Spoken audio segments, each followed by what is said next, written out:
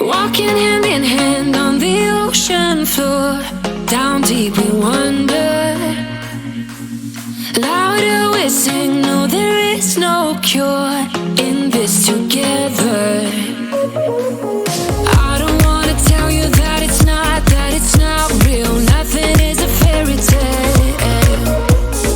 Everything about you is so unreal. It won't be pretty when it ends. Now how could I leave with your sweet love on me? Yeah, yeah. Something about you always makes it harder. When you got my lipstick on your white shirt collar.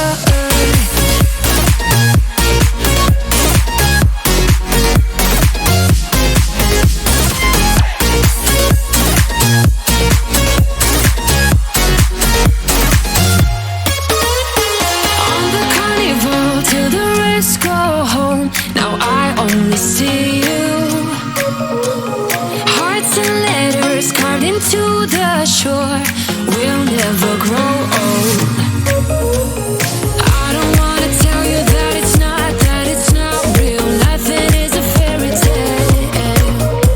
But everything about you is so unreal. It won't be pretty when it ends. Now how could I leave with your sweet love on me? Yeah, yeah. Something about you always makes it harder. When you got my lipstick on your white shirt collar.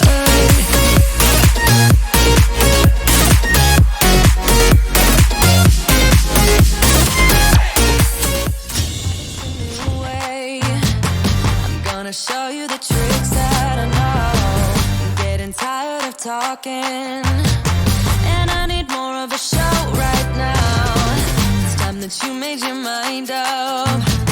'Cause lately all it ever does is change. Feels like we're only talking.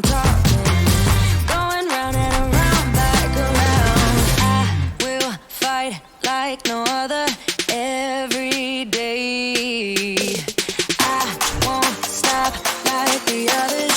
I will stay. 'Cause now is the right time. And I'm feeling alright. I'm playing your game like I know I can win right now. You got me on tonight. 'Cause loving you is like I'm walking a tightrope so high. I won't be turning around. No, I won't be turning around. It's the right time. I'm feeling alright. I'm playing your game like I will win tonight. I think I'll do it on my way. I'm gonna show you what I'm going through. Get you out of your comfort zone. 'Cause I need more of the truth right now. It's time that you made your mind up. 'Cause lately all it ever does is change. Feels like we're only talking. Going round and around, back around. I will fight like no other every day. I won't stop like the others. I will stay. 'Cause now is the right time. And I'm feeling alright. I'm playing your game like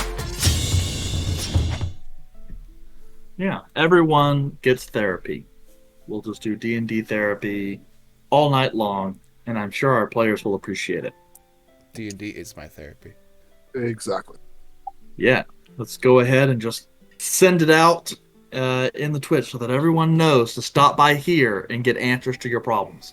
It'll be like the Q&A we did at A-Fest, only deeper. And we can't make fun of Bevo right now because he's not here. I like deeper. Okay, never mind. I don't want to do it anymore. Hey guys, welcome to Tuesday Dungeons and Dragons and the Adventures of Athoria with DBA S&M /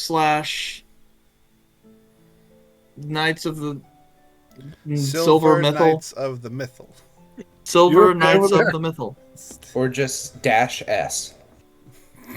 When you realize you probably should have put your party's name down. It's like, AKA Dashing Dabbers. AKA we'll complete a quest sometime. Haberdashers? Vulred knows about dabbing. Hack and Dashers. Completed a quest. How about that? All right, guys. Hey, anyway, welcome back to this week, chapter 73. So, when we met last week, chapter 72, the party decided to head over to Crocus Manor and spend a little bit of time getting to know Vulred's sister, Salusa, and her to-be husband, Sir Uric Crocus. Um, Related in some way to the Maltese family here in Coriston. Milton? Maltese.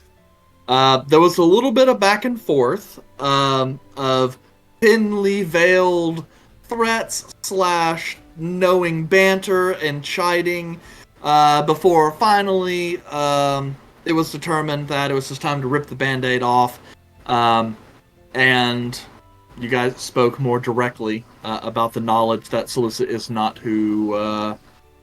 actually Salusa. You guys had some back and forths talking about potential ways to resolve this situation that doesn't involve you guys or some of Vulred's family getting... and it was finally decided that you guys would come to some kind of agreement wherein Vulred would abdicate power, and in return, some measure of assistance or at least lack of obstruction would be provided on your part, so as to ensure that Lanran Kiosi, Vulred's father, was handled, and that the transfer of power be a relatively peaceful one. You guys departed in the late afternoon from Crocus Manor, alive, perhaps a little bewildered, and in dire need of a plan for next steps and to get on the page, as the plan that you did have basically evaporated as soon as you guys started talking. So, yes, as I said, it's just after about 5 p.m. When you guys leave.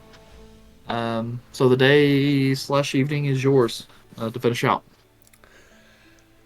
I wouldn't necessarily say plan went out the window, more or less just changed a lot. I think the plan went exactly how we thought it would go. Yes, I was just referring to the part about you guys not like trying to go with them but not really, and then betraying them. That whole plan seems to have largely gone out the window. Although the betraying them part still could. We'll see. Depends on your oath, you know. Depends on if they break it first.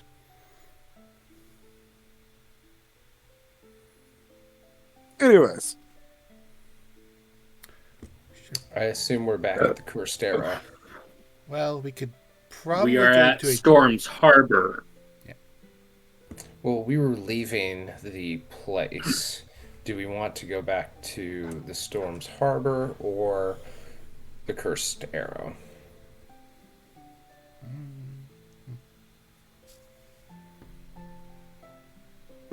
They already know that that's where we're supposedly staying, and should someone attempt to come by this evening for any sort of questioning, wouldn't it be suspicious for us not to be in the place we stated we'd be? Well, then brings up the concern that we've had.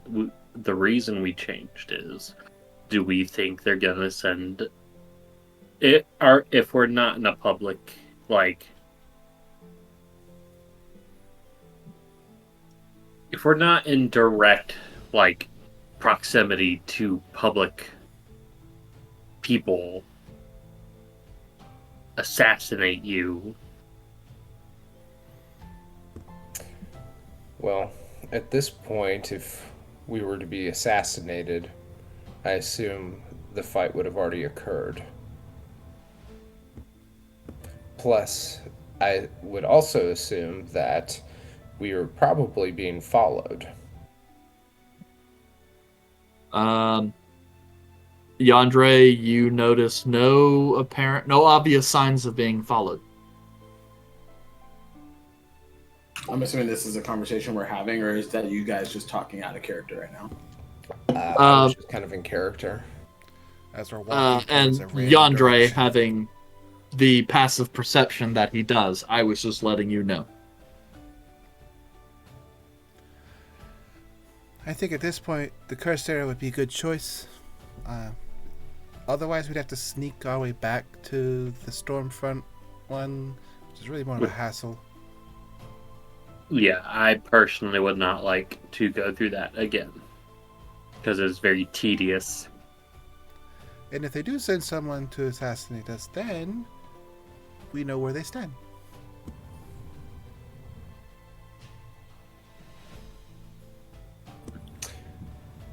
Eric, did I already pay for our room up front? So at the Storms Harbor, you guys paid for only one night.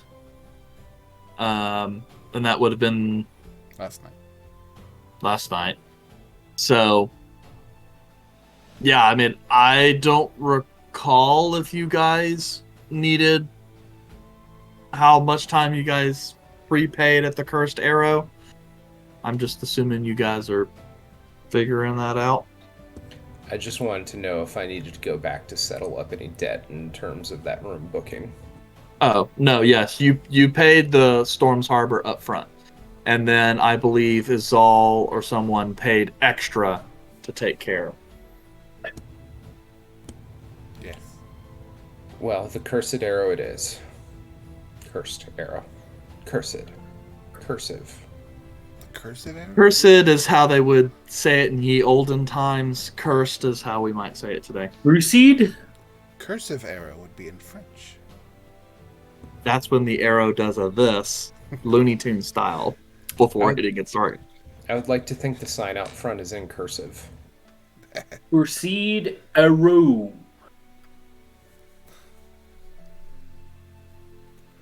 All right then. The italic axe. Mark that down for a Future bar taverns. name. Sans Serif. The Times New Roman Tavern. What goes with Comic Sans? Comical Sans. Nothing goes with common SANDS. I used Comic Sans in every essay I had to do on Microsoft Word. Why? Because I could. Changing my note sheet to Comic Sans. Oh. Right back to the Corsaro. I will. Do we want to try to all bunk up into one room or two rooms? Squeeze into one?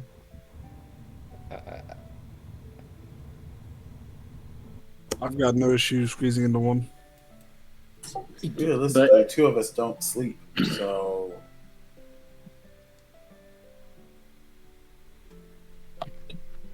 one room is fine.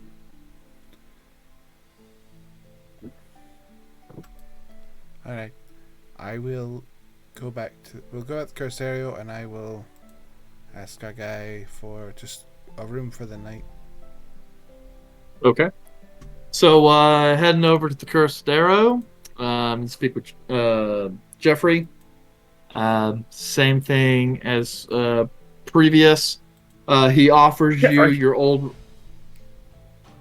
What? Ignore him. Okay. Ignoring. He offers you your old rooms back if you want them, just because no one's grabbed them yet.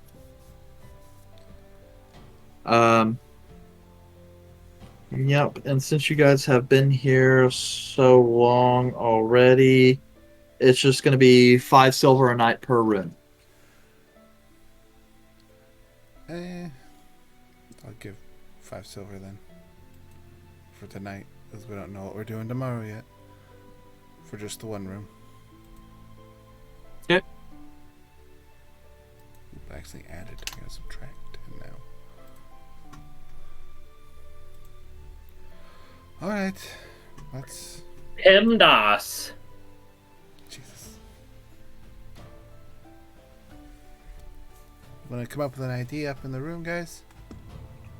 No, let's do it in the stairwell. All right. Let's go to the room. Yeah, that's where you guys do your best talking. The best ideas are when you're in transition between levels. It really cultivates the thought process. Mm-hmm. Give thanks to Aromakai. All right, in the room. So, Squeezing into this tiny room. Wow. I guess now we need to figure out what to do. Before I share my opinion, I'd like to understand the thoughts of the party on this matter. I raise my hand. Yes.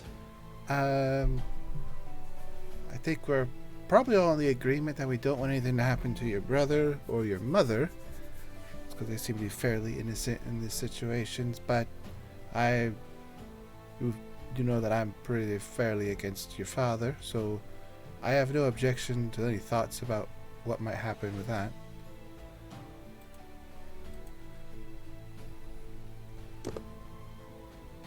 Okay, thank you as all. Anyone else?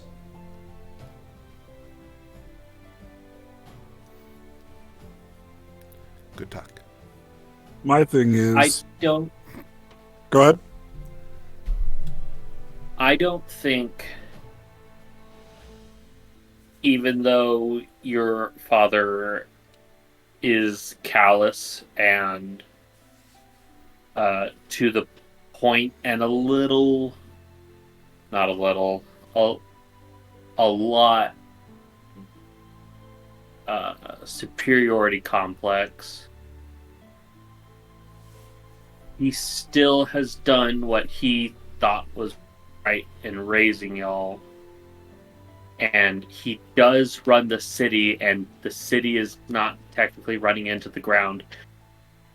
If you think this group can do better and better support people, then I'll support it. If you don't, then I won't.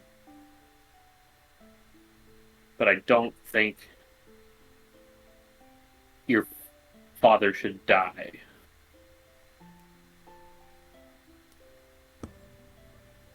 Caleb?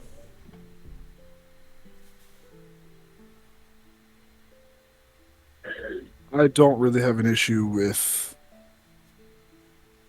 him dying. My thing is what are we going to do to help them, or are we just going to stand back and watch to ensure that nothing happens to your family?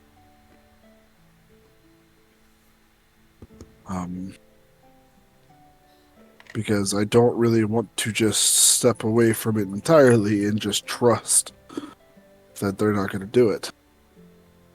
But I also don't want to be 100% involved in a political coup that we should have no actual part in. That's a fair point. Yandere? I have no particular interest in any of this squabble that you have with your own family, but Adam Yandere has a particular fascination with your mother and wishes no harm against her. So, if you choose to abandon the family name and sacrifice your father, at least there will be some that you will be able to save. Now, the other part of that is, have you determined anyway that your sister Salusa is still alive? I was curious about that myself. It would be of advantage to at least understand her condition.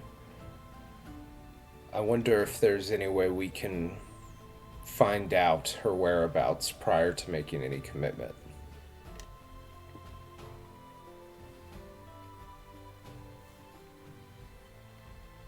I think that would be critical knowledge, especially if you are intending on taking a back seat towards any of this coup or rebellion or whatever you would like to call it.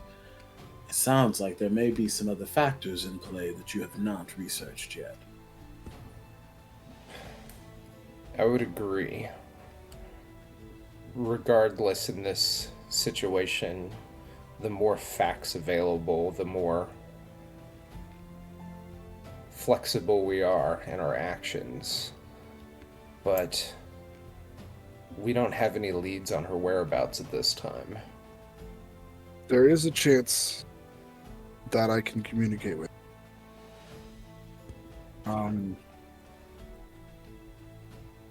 I have the sending spell that I've used before.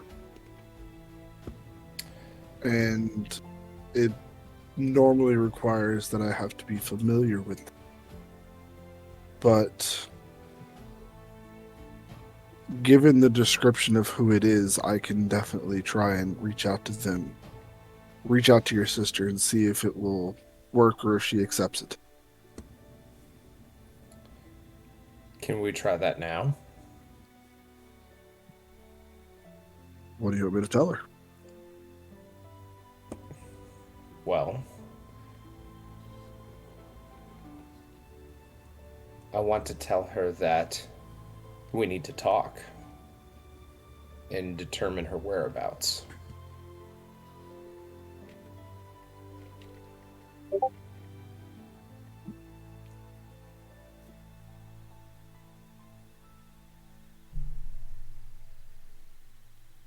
right.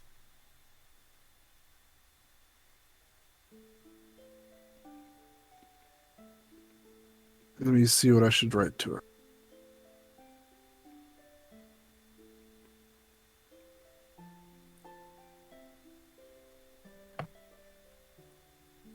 What is something that I can say quickly to let her know that I am actually speaking on your behalf?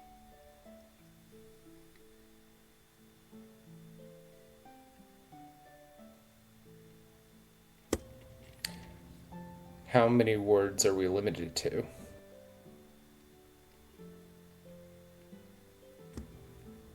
I couldn't hear you. 25 words per cast.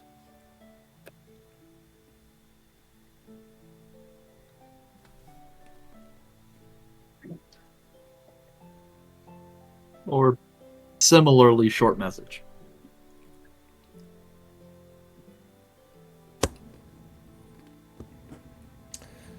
You are in danger. Let me push you out of the way one more time. Dare Love. Please respond with location.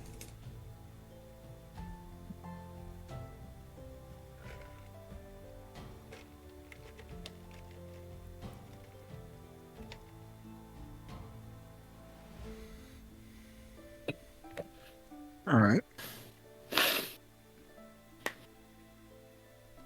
You have a collect call from Dear Love.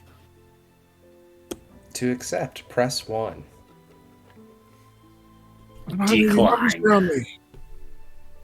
She hangs up. F that guy.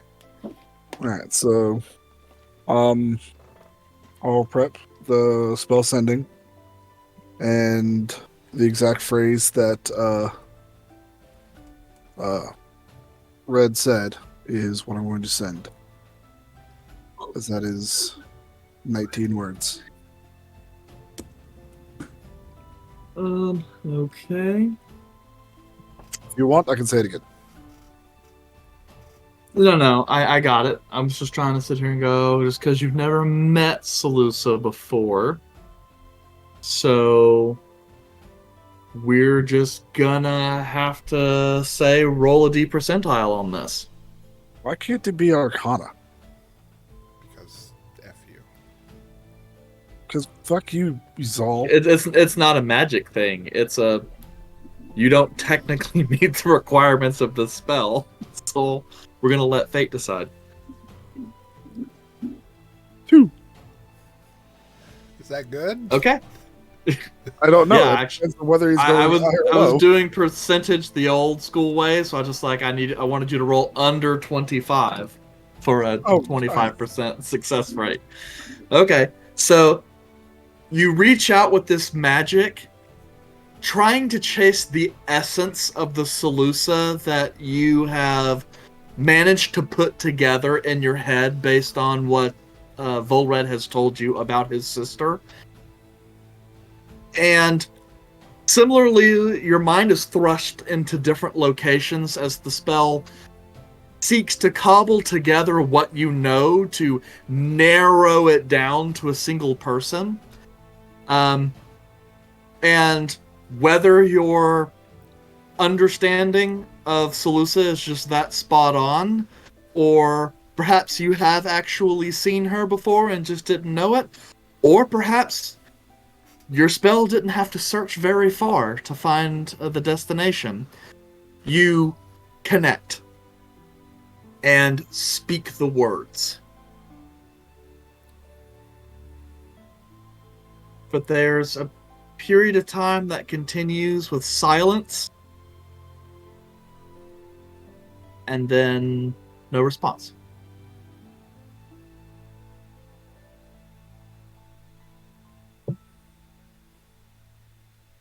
So I feel the spell connect to an individual. Far as you can tell. Yeah, well, I'm telling Red this. Sorry. Oh, okay. I Sorry, felt it's the just spell unlike connect- Yuzal, you don't have different accents on whether you're in character or out of character, so I can't tell. Yes. Just make a really bad one. You're good then.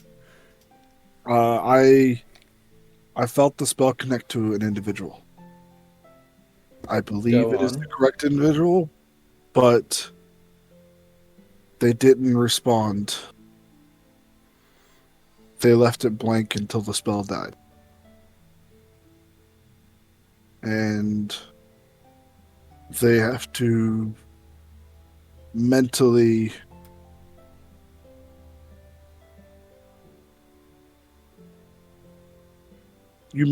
telepathically send the message back, so you don't have to use words. You only have to use thought. So it was a conscious decision not to respond. I don't know what that means in terms of what's going on, but that's what I have right now.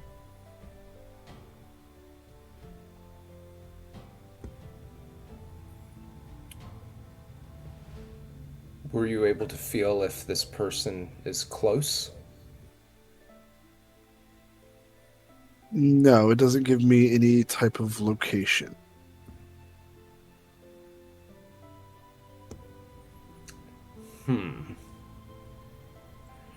Why wouldn't she respond?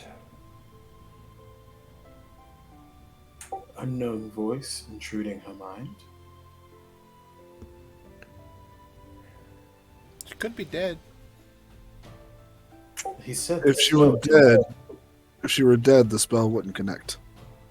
That's not always true. Not necessarily true. Okay, then never mind. I retract that. Technically the message just kind of goes out to the ether a little bit. I am only just describing that as you feel your spell may have located the individual. Person could be dead, could be not, you don't know. But it definitely felt as you were saying it out to something and not just out into the void. Like the spell didn't fail. I guess is how I would explain that. Yandere, I have a question for you. And I may have an answer. Would there be any way to use your power to determine whether someone is alive or dead? I coughed and clicked the button. Oh my god, I thought I died. that is an unusual request. Most times, spirits or entities have to be within a certain range in order for me to understand their presence. We don't know how far she is.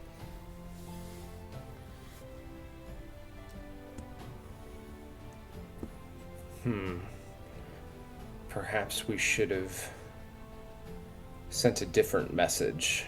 One to be more convincing. Perhaps she heard my name and did what she was great at doing, not following through with anything that would give me a positive reaction. Possibly. How was y'all's relationship with Elduin? It seemed like he didn't have a horrible relationship with you. Maybe using him as leverage, showing that he is in imminent danger, may pull her over to doing something. That's true. She didn't have any issues with Eldwin. Not that Salusa was a warm and fuzzy person, but I would say that her demeanor with Eldwin was likable at the very least. Perhaps stating that he and Mother are in danger as well would solicit a response of some kind. Because she may feel that she is actually safe if she is still among the living. Forbid the thought. There is an opportunity that she is alive and is, well, working with the spellbound flame. Oh, well, I was just trying to say that she is in a position that offers lots of security, so she does not feel that she is in actual danger. And it could be a ploy by someone who, the group who shot you with the arrow, has finally made moves and is trying to use you as some sort of leverage. So it's, I think we need to identify something different, something. I mean, you have no love lost for her, so using you as leverage would garner nothing. That's true. I wonder. She was always jealous of my preferential treatment, and I must admit, she has the demeanor to be a ruler as opposed to I. Perhaps if we message this fact that she is in a potential situation to gain control of Kiosa, that might elicit a response.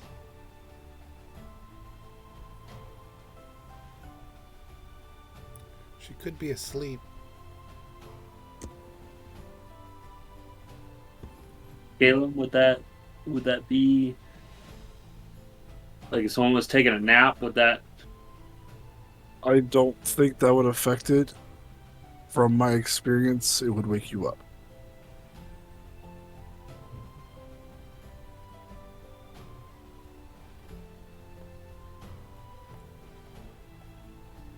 That also depends on how hard of a sleeper you are, I guess.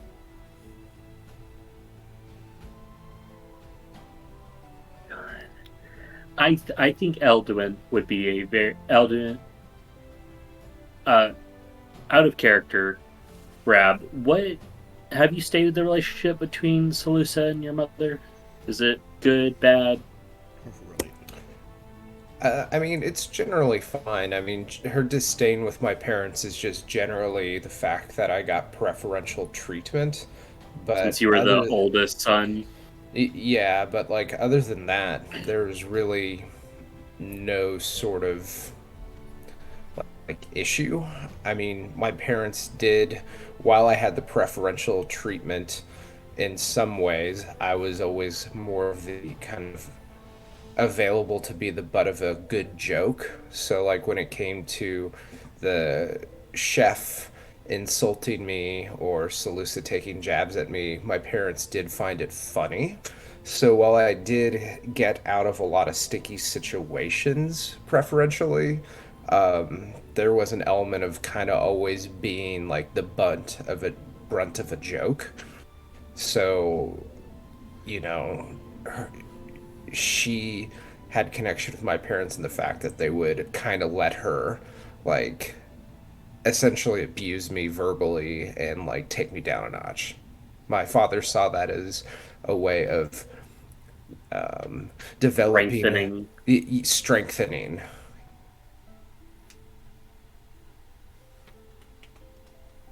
Well, I think using back in character, I think using your mother or Eldwin stating that they are in danger from a group that is seeking to usurp your father, but trying to tie in that this could be an opportunity for her to take the seat of power, like we stated in that this could be an opportunity for her. Great. That was 32 words. How do you get it down to 25?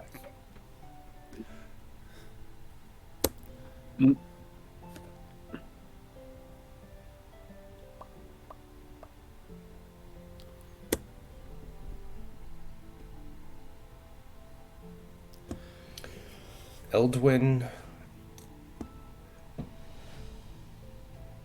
attempted assassination on Eldwin. I am leaving the city. It's your turn to reign. You have 11 more. Other powers wish this ain't so. 5 more. You're an asshole. Respond back, bitch. Oh, I was gonna say imposter. 2 more.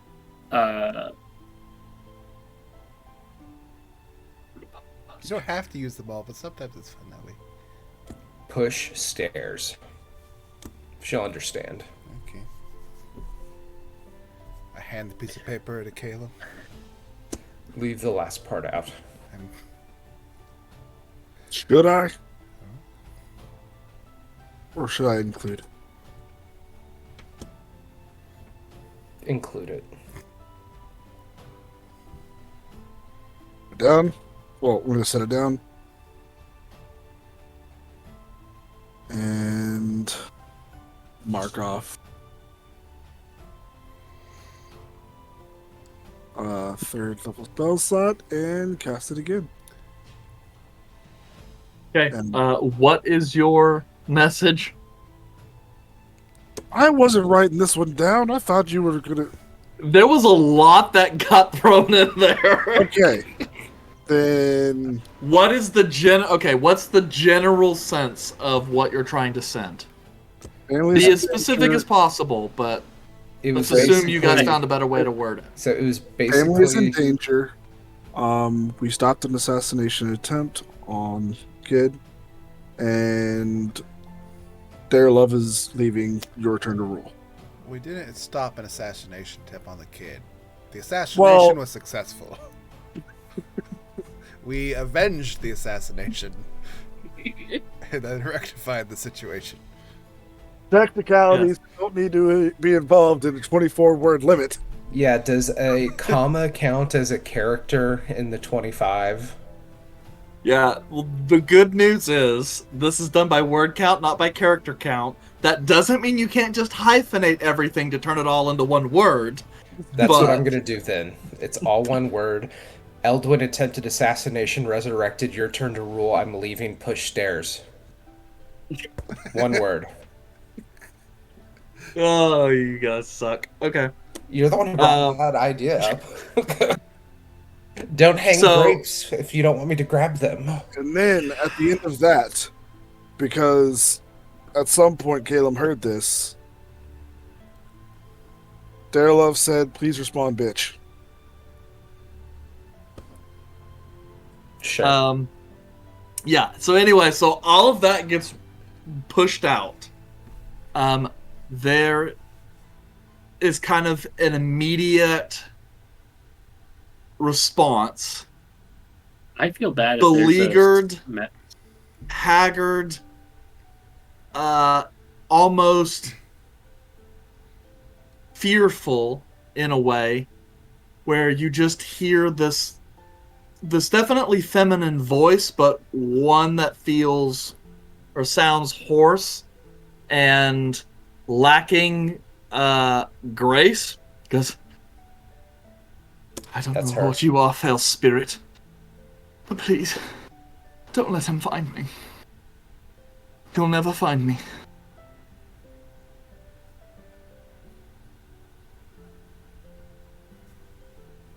And it ends. So she thinks that we are an evil spirit. Out of I mean- character, there's some words I want to use right now that probably aren't in the Twitch terms and conditions of appropriate language. So I'm just going to like not say anything.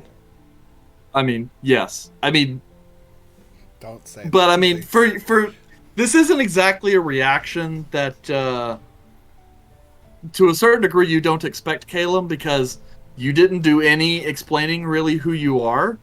You just threw cryptic phrases out there and then said stuff to someone who clearly has no experience with That's sending. fair.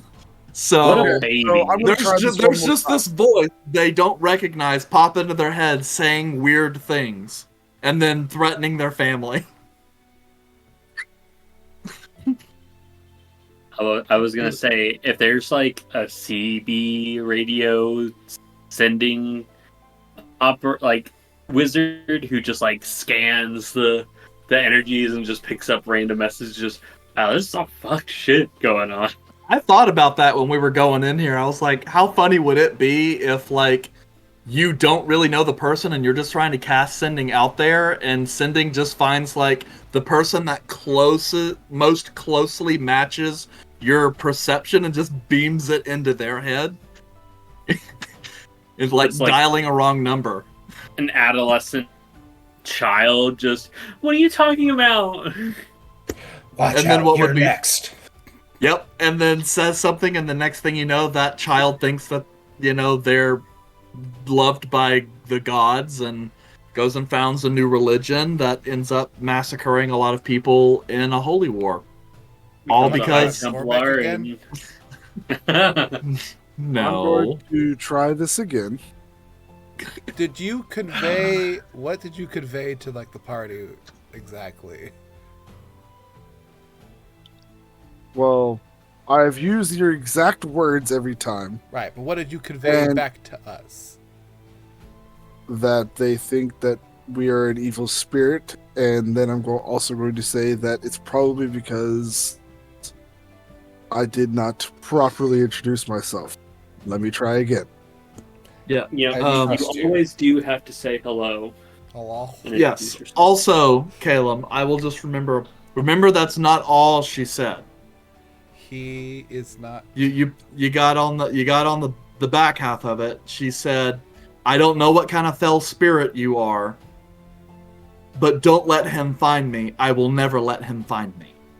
And that was the message. I missed that part. That's what I was fixing to say. Based on how you were having that conversation, I was like, clearly he missed the Yeah, more I salient bit of that. I heard the spirit part because that's what I said in the very beginning, Yes.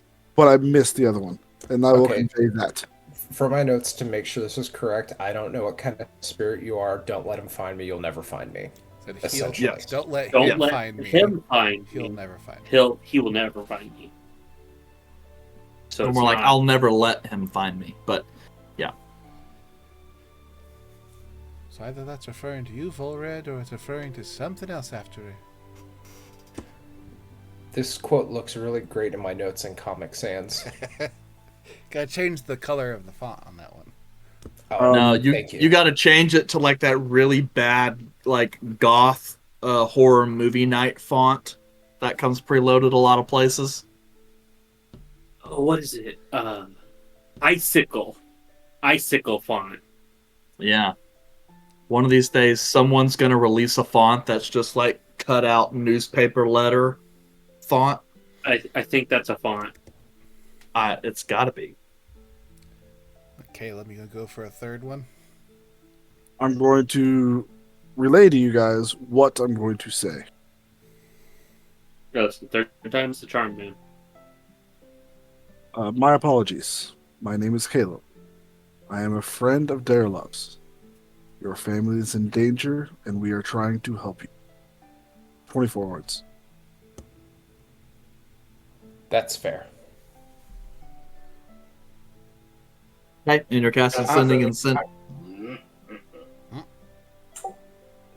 It sounds like we don't have a clear indication of whom she is trying to run from, and that will not provide any additional information based off of what she's told us. Is there any way that you can fit in who are you running from? Probably make it less formal about your introduction. Free up some of those words. Possibly indicate that we have been sent by my father.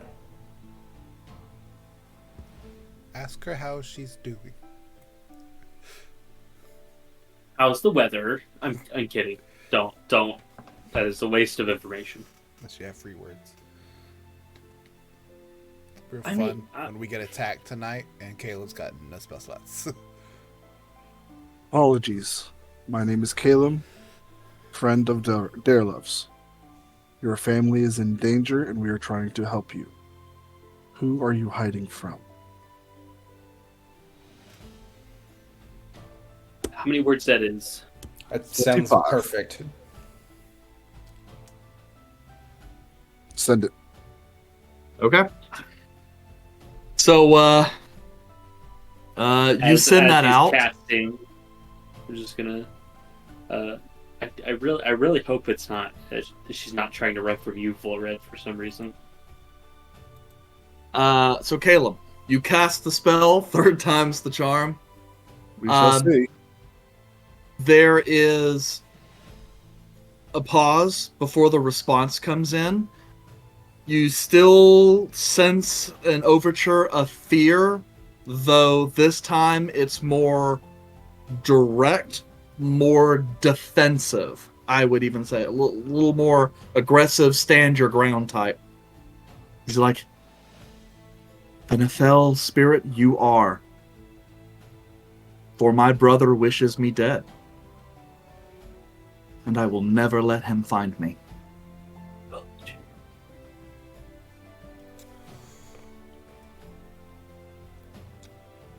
And as soon as that comes in, like, as soon as Caleb hears the words come out, he's going to repeat them word for word as they are coming through.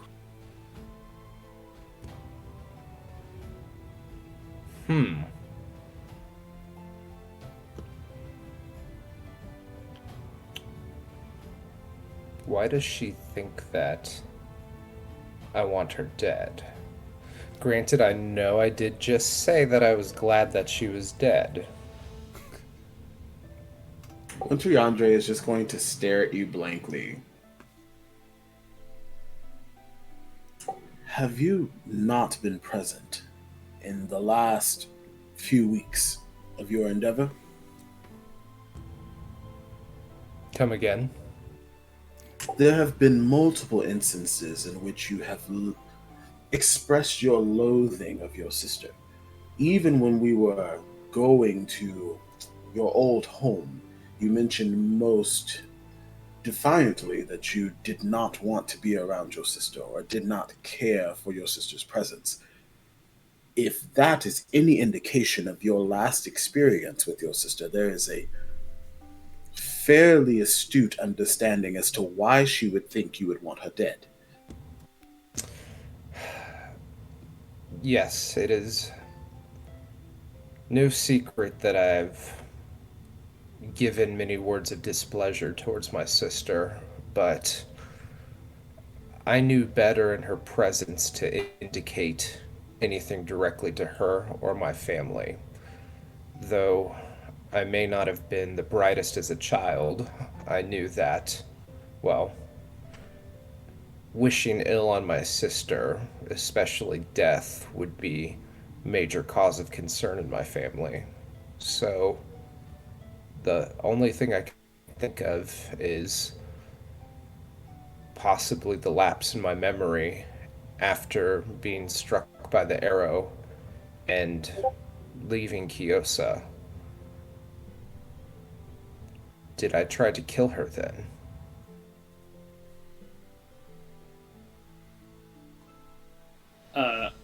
I was actually going to ask about that.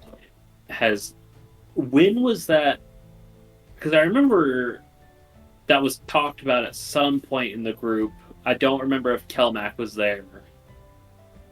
In that, like, you got struck by the arrow, almost died, blacked out, came to, and, like, you had killed a bunch of people, I think.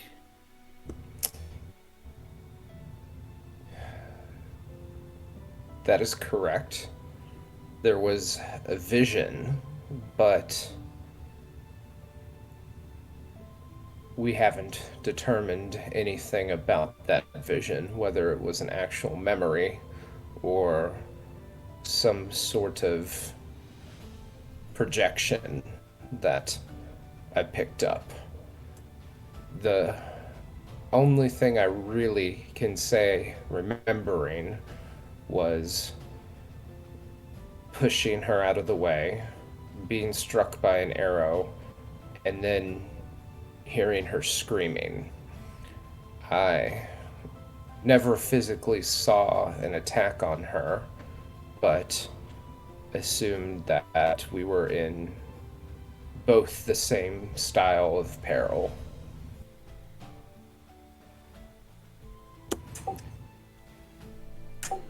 I will like to point out in my observations that even your fake Salusa knew that there was some disdain between you and your sister. So it is, though you may not have outwardly expressed this, there must be some type of indication that you had a particular distaste for her. At least enough for someone who is of a sneaky and spying occupation to be able to pick up. So it may have been something easy for Salusa to determine on her own. Sure, but why would Salusa knowingly go into a wooded area with me with weapons to do our training practice run if she believed I would kill her? Yes, she knew I didn't like her. Yes, we were very distasteful to each other. But if she really believed with such fear in the way she's expressing herself now that I would kill her, I don't think she would have gone with me into the forest that day. I assume there's something afoot that I'm unaware of. And how long again was it since that day?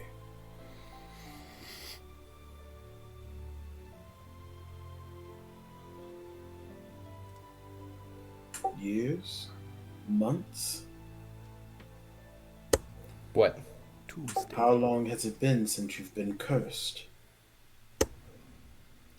Eric.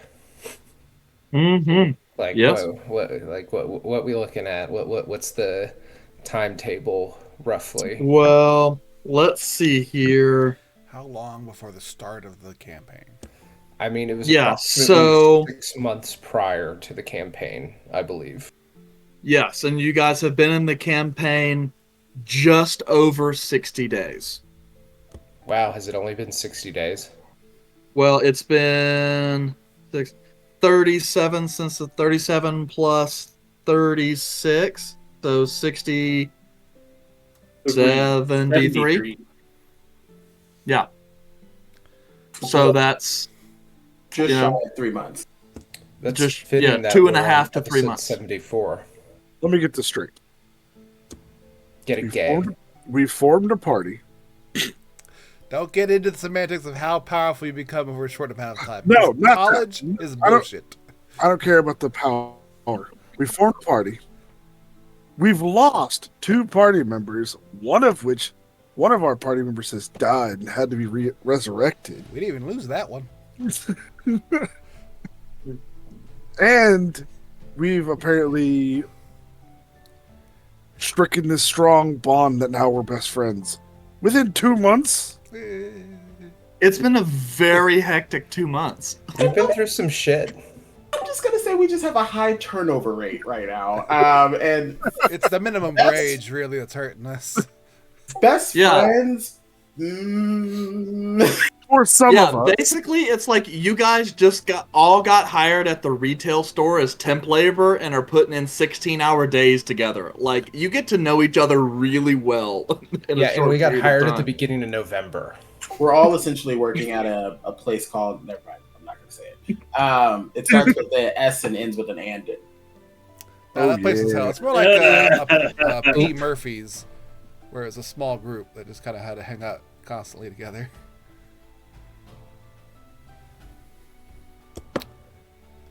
I was gonna But yes, say, it's been about 9 months.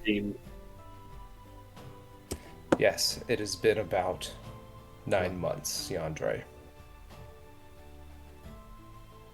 A lot can happen in 9 months. A baby. Things can be spread. Rumors have. Stop it. It's Oh, Winter Salus Yandre with just- child. Winter Yandere just stares at Exal and then looks back to Vulred. Many a rumors could happen during that period of time as well. Just because you disappear doesn't mean that everybody is to assume that you're dead.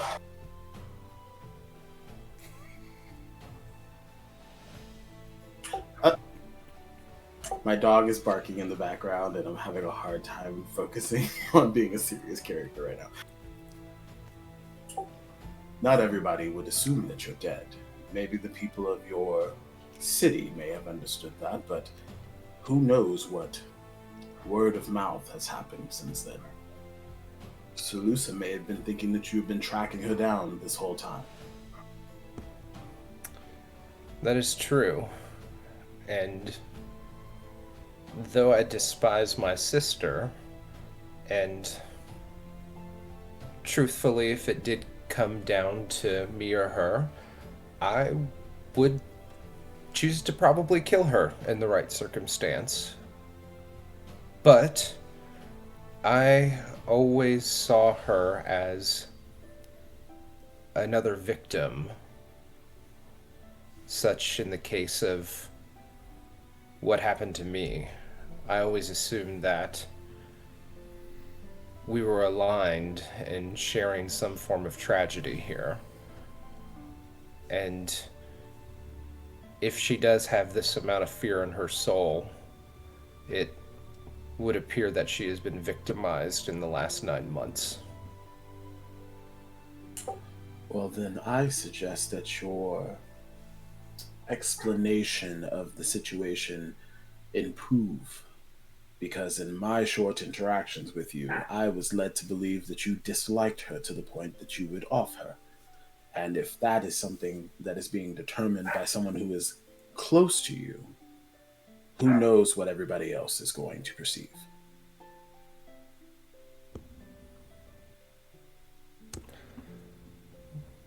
Well, unfortunately, I don't really have anything here. I can't remember anything after that event that involved her, nor do I know what has happened to her in the last 9 months. But the only thing I could think of is that this somehow involves my father. She was sent away. But why? So that brings us back to our original question. Are you willing to allow your father to be offed and continue through with this ritual and allow someone to usurp the city that you call home?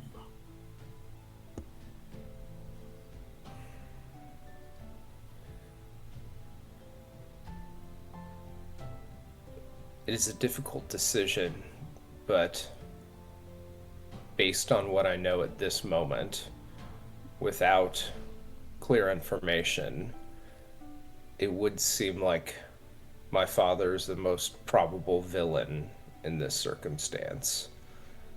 And while there's other information out there that I seek, I'd be willing to let that happen. But if it's possible to learn more, I would like to do so. But if we get to a point where no further information has become known, then yes. Well, I would like to remind you that we don't have very much time in order to learn more information. So at this point, we are making a decision on the information that we currently have. So, with that being said, you are okay with moving forward with this deal? Yes. Though we still have however long it takes for the spellbound flame to request our presence. While that time may be short, perhaps there are other answers here in the city that we have yet to uncover.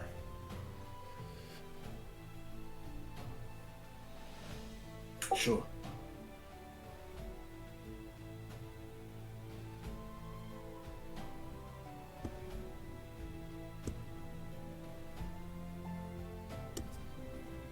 So if I do go forward with this plan, do any of you have any knowledge on what sort of oath would be on the table? Has anyone been in a similar situation? Well, Yandre has been in quite a few situations with oaths, but nothing of the prime material. So I'm afraid that I am not probably the best resource for this particular instance. I will say that an oath of this degree is very, very much binding. Almost to the point of the same extent Curse? as Feywild oaths.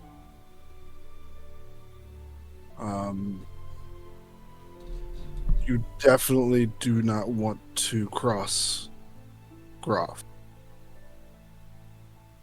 That is most certainly going to lead to things that nobody wants. I think I heard about somebody like said he was gonna pay him back and like swore on Grav, and then I think he didn't pay the day of, and then I think he got hit by a cart. So there are ways to wiggle out of them, but you have to be very, very sure of what you are doing before you, because the consequences are dire.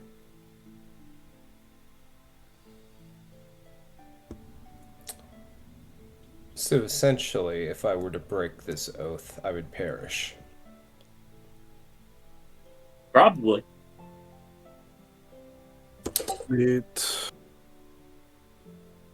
Yeah, that's very likely scenario. What is the resurrection policy on this sort of death?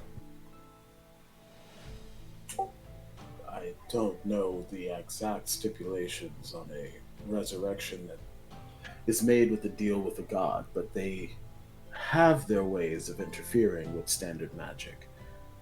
If you Yes. find a method in which you are to perish because of you losing your life and not following the deal, there is a good chance that someone can't bring you back.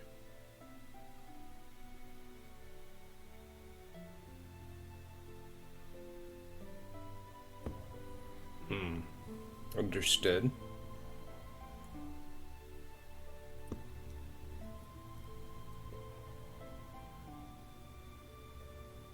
I'm trying to think if there are any options within taking an oath that would leave me wiggle room should my mind change in the future. Are these oaths very technical in the nature of the verbiage, or more of the feeling of what is trying to be agreed upon? Very much phrasing. Literal verbiage. Yes. Depending on the god. If they Further are, off. if they're anything of like the Feywild oaths, wording and verbiage and the way that you say the oath is incredibly important when it comes to the solidity of the deal. It is very wise for you to be very mindful of the words that come out of your mouth. So, like, he couldn't say, I'll do my best to help you take over Kiosa, and then that leave room for if he changes his mind about letting his dad die? No, because then he wouldn't be doing his best. And you more than likely wouldn't have a loose term verbiage like that in a contract because it's too loose on both sides, so it's a matter of interpretation. Most contracts and oaths are not going to leave a very open-ended perception. They will be very detailed when it comes down to what actions you are looking to perform. Now, a slight slip of maybe one word could change the interpretation of that oath when it comes to the eyes of the god. But you have to be incredibly particular about what you say and how you say it.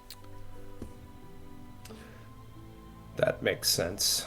There was a wedding I went to once where, when the groom was reading his vows, instead of saying to have and to hold, he accidentally said to have and withhold from the marriage, which is very different circumstance. They keep their money separate. Hmm. It's a prenup. At this point, I'm not sure how detailed we can get here without knowing what the Spellbound Flame wants in their oath. I believe they said they would plan to draft the oath and notify us upon its readiness. Perhaps we ask for the details in writing before the immediate approval and saying of the oath. I would recommend having the oath cover specifically what you're trying to avoid and not have massive blatant statements like I will never move against the city or its ruler would mean that no matter who's in charge you'll never be able to do anything against them. Or you could just say I will not interfere with any attempt on this person's life. It gets the point across, but it also means you could do things to help other people that might be in danger in the same city. You just won't interfere directly with that. So have it only cover specifically what you're wanting it to cover, so they don't get you on a technicality as like, oh, well, you technically can never have more than 50 gold in your possession because you can never own land or something. That is true. Again, I think it might be more beneficial to see what they propose. That way we can suggest adjustments if they are willing. You should write down what you want. Like, I want these people safe, and what your offer is, I will not interfere with this. So as long as it does those things, it should be okay. Well, in that case, I do not want the Spellbound Flame or members associated with their party to take any actions to interfere with the livelihood, including death upon myself, my mother, or my brother Eltwin. In return, I will vow to not take any action that Would hinder their advances. that would hinder their advance in killing my father. Yeah. Because upon technicality, they can kill my father, but I never said anything about other means of disturbing any of their plans.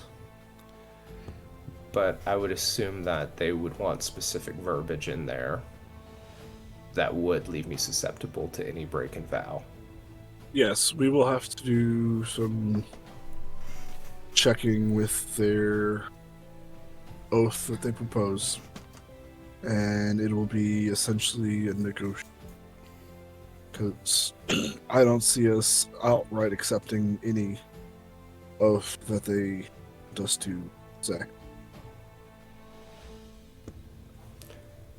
Understood. I would also add in there that I will not relinquish my family ring until the death of my father, which is a personal precaution should anyone in the family request my proof of family up to his death. Not performing the ability to show my ring would show some level of suspicion should I be asked.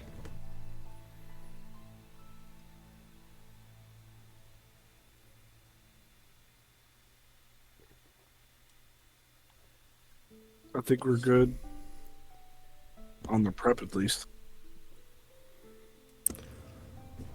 So then, do we have any other leads in the city on really anything that can give more information on my sister or anything related to my background? I still want to know more about this goddess Cavail. There's a lot of missing information and how that potentially relates to what happened to me. It's like a murder goddess, right? Yes, it is supposed that her priests are the ones that wear this mask, as I pull out my nice little Vulred mask. And which, Eric, that was correct, right? It was their priests that have that mask, or their assassins? The Shades of Cavail, which are their assassin priests, they do wear white or silver masks with black robes. Got it. I wonder if the coming day or two there's anything we can find on this matter. And on top of that, I'm curious if the Spellbound Flame has any dealings with this goddess as well.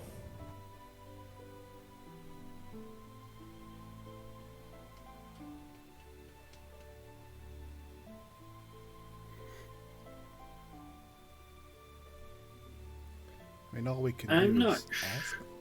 Probably shouldn't ask them because until we know they're fully, at least neutral with us, anything we tip to their side might cause problems. True. Well, that was some of the information that I had wished to uncover. I did tell them that in return I wanted some information. So maybe part of the pledge, the oath, is they will knowingly transfer knowledge of anything related to the goddess Cavail and its interaction with my family. Yes, option.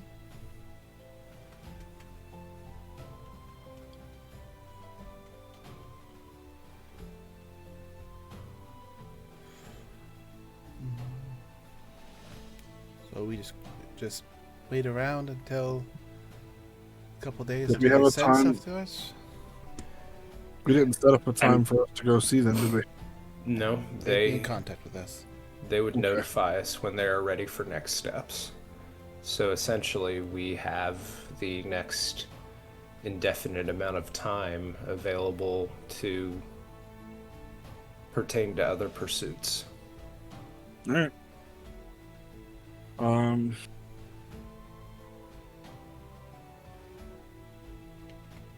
I'm sure sitting in a room discussing plans will not get us much of anywhere quickly.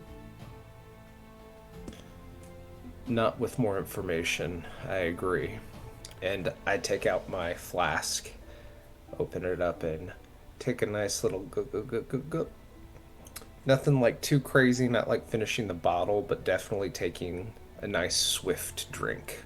Well, it's getting late in the evening.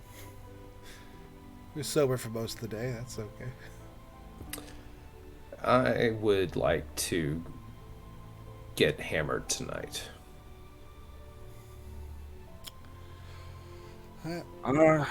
Before don't you blame get too effed up, can you help me with something? Why, of course.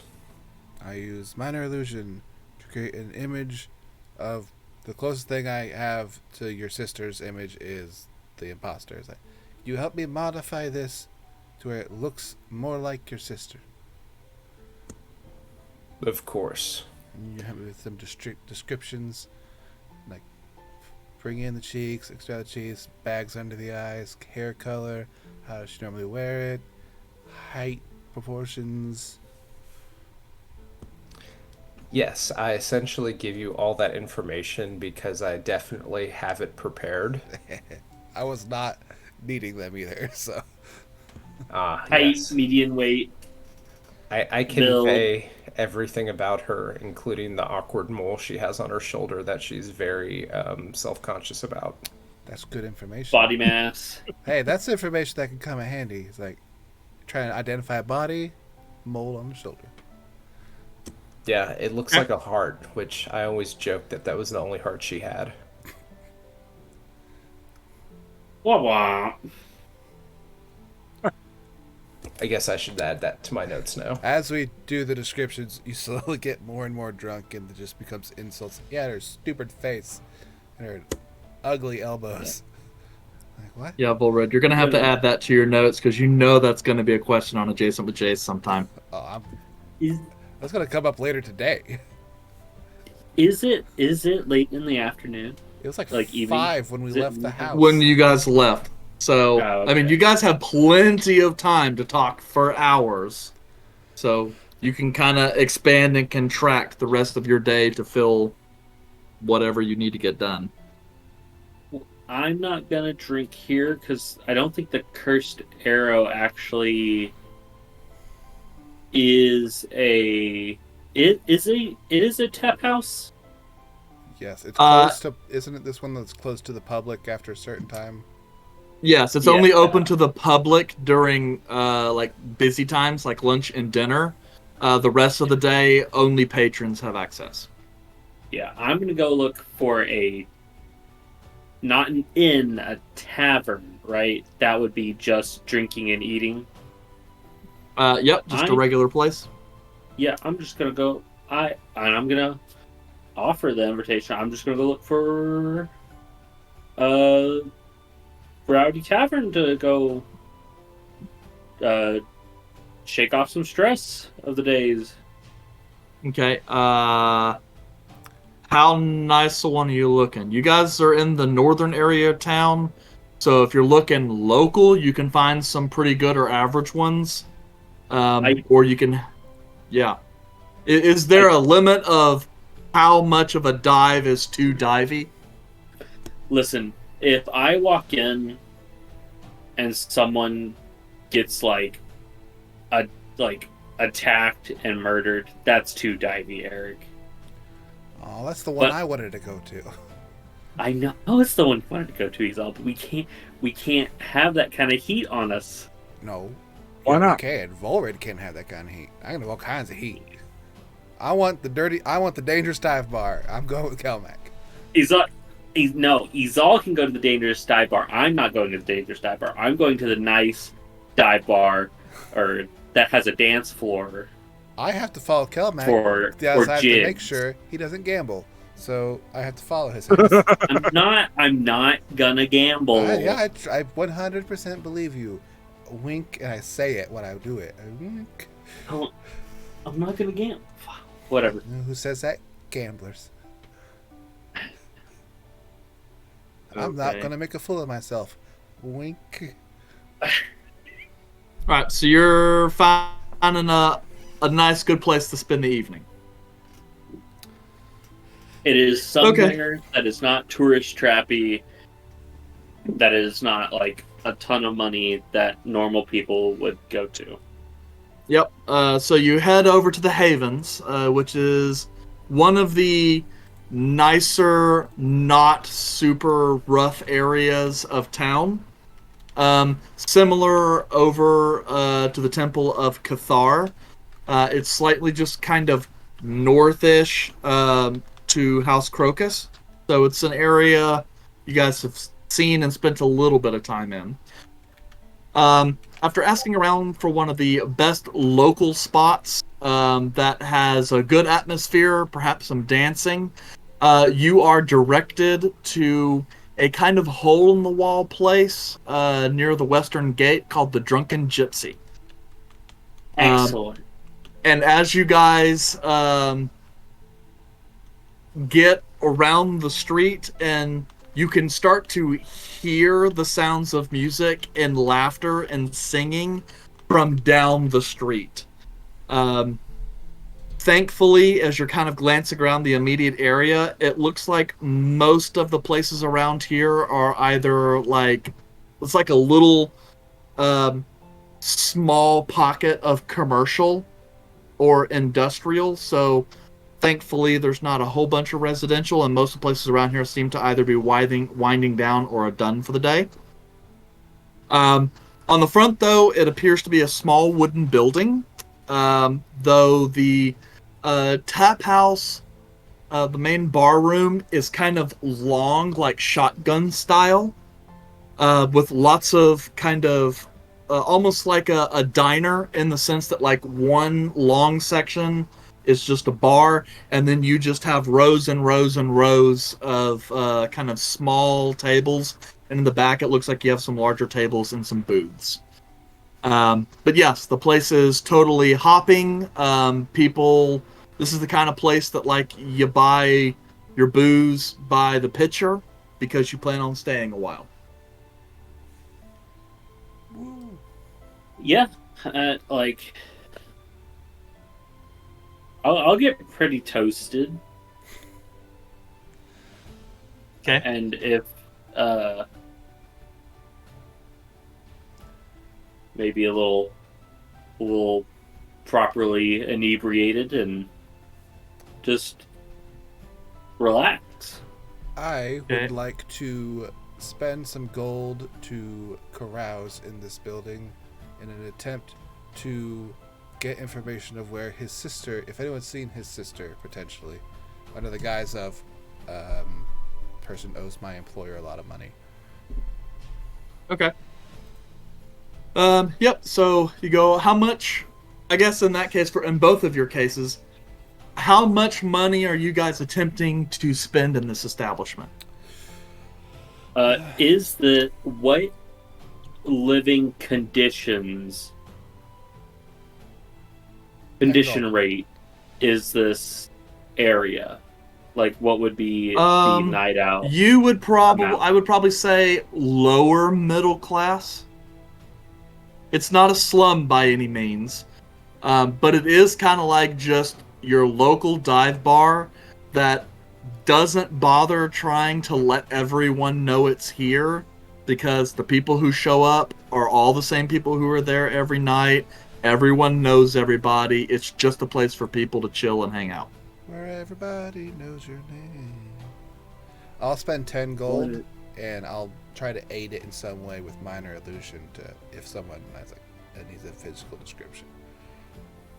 Okay. All right. So you can go ahead and roll a persuasion on that, and then Kelmac, you're just getting drunk. I think Kelmac would get pretty toasted and then start talking to people just to talk to people and like what they do and how they are, and end up making friends and buy friends drinks. I got 7. Okay. And how much money are you willing to spend on that endeavor, Kelmac? I will spend up to, if required, a total of 15 gold. Okay, go ahead and give me a persuasion check. Me? Yep. You're carousing. I'm not carousing for relation, I'm just carousing for friends. That's a thing. You are obviously not resting all time. Like, dirty 20. Okay. Izal, your somewhat heavy-handed process doesn't exactly yield much fruit.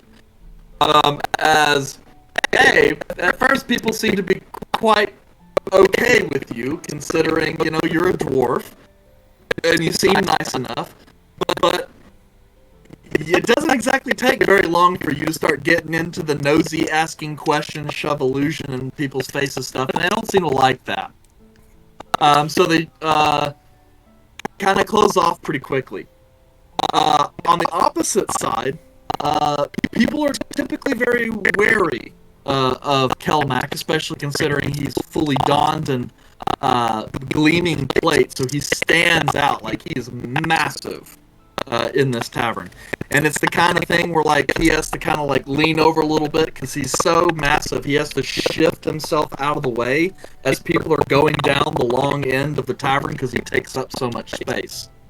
But once he starts letting the mead and cider flow free and chatting with some people, and I'm assuming being very careful not to gamble, people do nonetheless open up to you. And you do manage to find some people who are kind of loose-lipped and are willing to talk to you after some time. Are you going to do anything, or are you just trying to make friends with them? Either way, Izal, clearly, Kelmac is better at this than you are. I am trying to make friends. If Izal is able to use that in some way and without offending them, then so be it. Hey, the Canadian company was like, hey, that asshole dwarf's asking about this certain person. Oh, shit. So, look. She's looking for this lady. She goes... Oh, don't affiliate yourself with she me goes at her all. employee. You'll look worse. Well, I don't know. He's pretty drunk. What are you doing, Kelmac? You gonna try and push your newfound friendships to try and get some info? No. I just want to make friends. And if there's a pretty lady, then I will dance. Yeah, after a bit of time, you do find an elven woman. Uh, Hot based diggity on dog. Yeah, based on her outfit, I mean, she's got some muscles, very athletic. You can tell by her general demeanor she appears to be a craftsman, perhaps a smith or a jeweler or something like that, something that works with metals and around a forge, who perhaps initially begins to eye your armor, um, noticing the patterns, and then you start telling her the story about how you earned said armor. And then once she starts hearing about how you, took it off the corpses of some drow you've slain, she seems quite interested. Elves and drow, they have a complicated relationship. And before It long, took. she agrees to have some dances with you.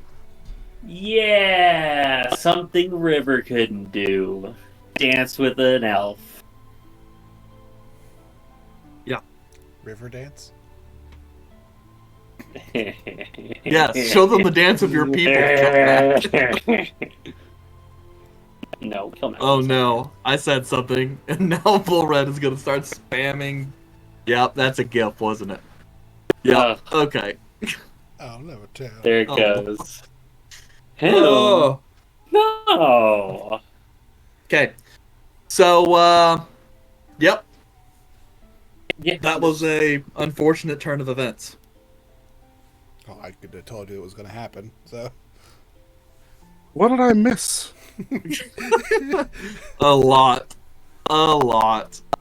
So anything else you guys are gonna try to accomplish tonight? No.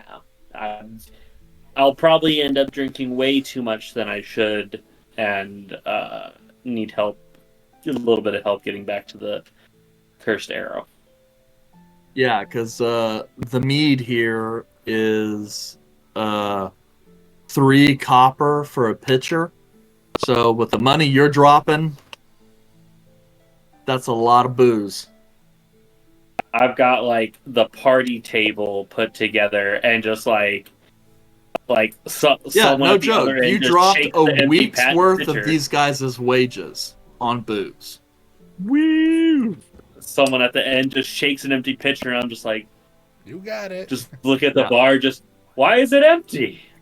Yeah. At first, some people are pissed off because it's like, oh yeah, just some more adventurers showing up and flashing their money everywhere. And then when they realize they're the ones that are getting the free drinks, it's like, all right, okay. At least It's these fun. guys know how to treat locals. But yes, what about Group B? You guys doing any kind of extracurricular activities for the evening? I'm just drinking. Okay. Is Red in his room drinking, or is Red going downstairs and drinking? A combination. Yeah, he's upstairs drinking, runs out of booze, has to go downstairs to get some drink, and then makes his way back upstairs. As part of it, I also pay to have my flask refueled with cognac as well. But I'm not drinking that. At this point, I'm just re-upping from the bar, so I can save that for later. All right, fair enough. If only my father could have given a decanter of cognac endlessly. I bet he has one. I bet that asshole has many decanters of endless cognac. You know you could just have one made. No, this is about my father right now. Okay? That asshole. Thank you. He Thank should you, have Caleb. given you one for your birthday. He should have done a lot. Should have been a real father.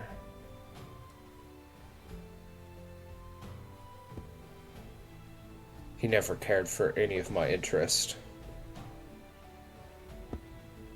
Come to think of it, I didn't have many interest because anytime I wanted one, it was just shot down. Oh no. You need to be focused on the family. You need to be around and look proper and do this, do that. The only interest I had was shooting my bow, and Well, that turned out well, I guess. Well, look where all that's going to get your father now. Precisely. Children are an investment. And if those investments don't flourish, well, I guess that could kill you in the end. If you were the one actually doing the killing, yes, but you are not. True, but I'm involved. But this seemed like it was bound to happen anyways, as I'm just letting fate run its course. Yeah.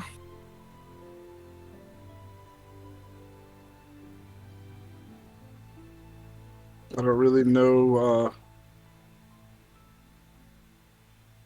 what we could really do to stop it besides actually going after them. But seeing as how everything is planned out so far, I doubt they're the only ones after your dad. That's probably true. That and I mean I need to be smart for myself here. It's always been, oh, the family this, the family that, look out for the family. But if this runs its course, my life is on the line too. And for what? I don't want to rule that city. I've seen all the stress of that. Fuck that. Yeah. But does that make me immoral? Not at all. You have different goals. I do.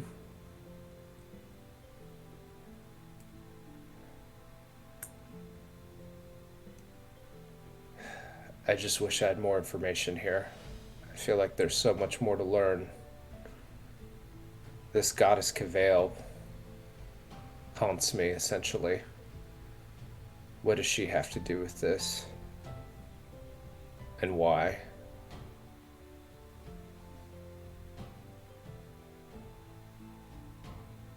I wish I had the answer to that. But unfortunately, there's only so much information that I have access to. I know. And all I know is that she's an asshole. And that's about all I'm going to say before I get smited. So, if I'm somehow a part of this goddess's plot, would there be any interference in taking an oath with another god? I don't know how this works. No. Those realms would be separate. Now, to say if your oath were to somehow conflict in another's oath, that might cause issues. But most issues would only arise if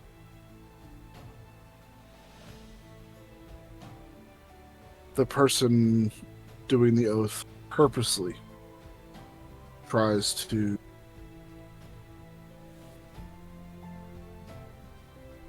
go outside the bounds of the oath. I don't see how they would conflict at all. So, what if one were to take an oath that they would knowingly lie on their next oath? Would that cancel out? I mean, that sounds right. Like, you could do that. Like, that the logic is there. Well, logic is there, but an oath like that given to Grav would probably end up automatically causing you to fail your oath. Because you're going into an oath knowing that you are going to break it. Yeah, but like, what if I like oath to like another god who's like cool with like deception and stuff, and then like carry out that oath, which means lying in other oath? Doesn't that mean like the gods need to like get this situated in like god court or something like that? If there was a such thing, probably. But the simplest solution would be to get rid of the individual that is causing the imbalance. Can I like do my fingers crossed behind my back like that? That cancels it out, right? You can certainly try. Look, I'm right now. All I'm hearing is me trying to be creative here. I'm not hearing any other creativity in the room. So jump on this brainstorm train, okay? Like you clearly you need another drink, and I look over at my table where I have like 3 drinks lined up, and I just like hand it over, be like, "Let's chug. You want to chug?" I will chug one of them. Chug the one. And Yeah. then pass the other two back over to Red. I only passed you the one. Okay. I thought you said you passed all 3 of them. Oh no! I grabbed one of the 3 that I had set aside in my queue, Gotcha. and yes, because clearly, like I need you to like up your like brainstorming level. Like, not that you're Caleb, you're being very helpful. You're being very helpful, but like, you need some more creative juice here. Okay.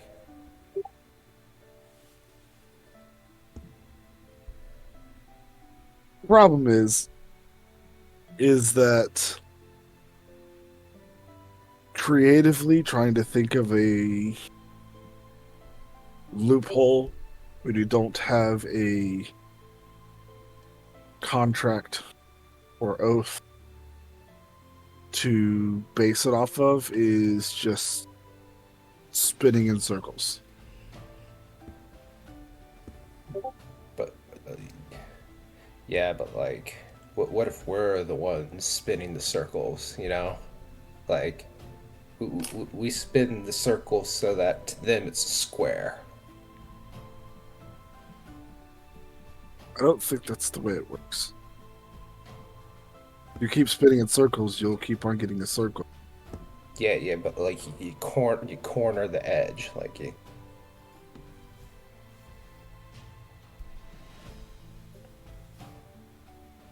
I see where you're coming from. It's not Thank you. Yandere walks back from like where the bar is with a couple more drinks, and it's just like, oh god,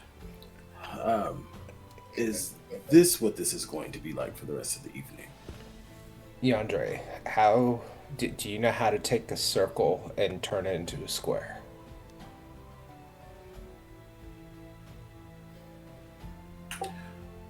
I thought that the elves of this realm were supposed to be somewhat, without making it seem like I'm intending to be incredibly crass, a little more delicate with their consumption of alcohol.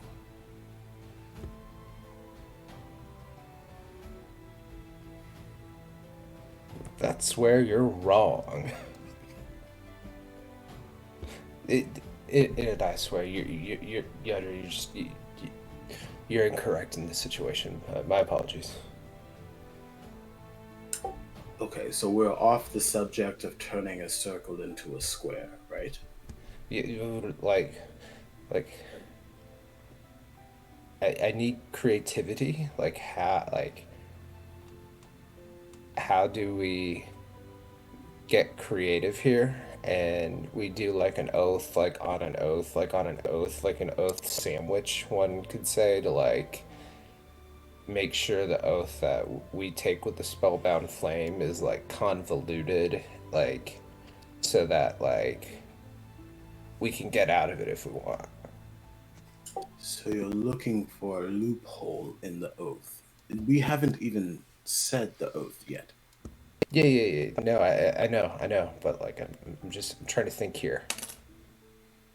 You're trying to think right now. Yeah, I'm trying to. Can I ask you to not? Oh damn. And I mean that with the utmost respect. You aren't really making a lot of sense right now.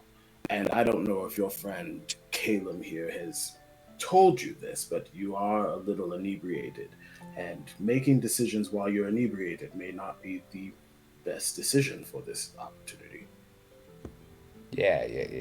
No, I'm not not trying to like do anything like right like in like in this moment, but like I was just trying to like think like things we could do, but like yeah, I could. I'll chill out on the thinking. Sure. Thank you, friend.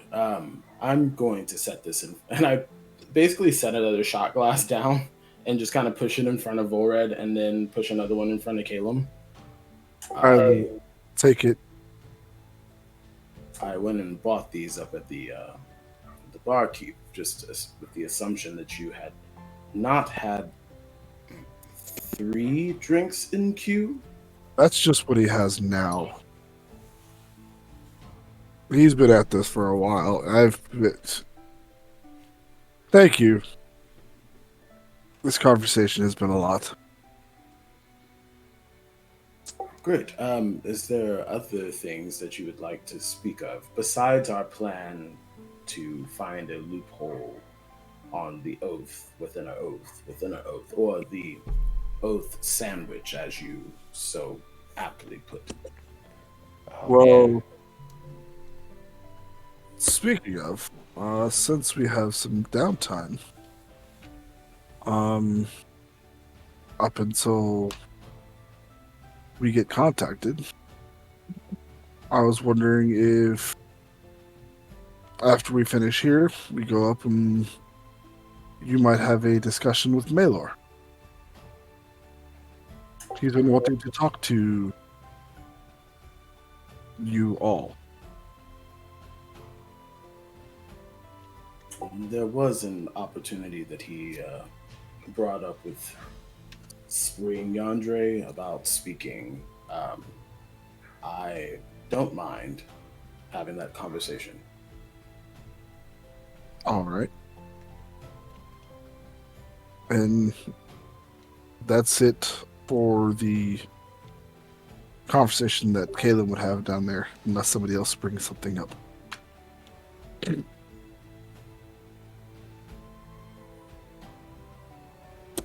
Yeah, let's go talk to Malor. That sounds like fun. Oh, Jesus. Oh, God. Okay, so you Wait, he's guys a god? go. It's a bunch of... Yeah, I know, because I can still hear from someone's thing. Like, I hear the Discord bloop, and I'm like, that wasn't in any of the public stuff, so that means someone's private DMs are going. Someone's chatting without me knowing. Anyway, so you guys head up to the room, where you guys kind of look that like Caleb has like a couple books on the writing desk that are just kind of left open, as Malor is just kind of looking over the books and reading them. You know, he can't interact with them. As you guys kind of enter, goes, finally, Caleb, would you mind turning the page? I'll use Mage Hand to turn the page. He just kind of watches that happen. You know, we really should experiment with that whole casting spells through you thing. It would be really nice if I found some ability to handle that my own self. I definitely. Anyway, One step at a time, though. indeed. And he kind of is looking at your group as you enter. Do I need to give your little group some privacy? No, actually, we found this would be a good time for you to talk to Yandere.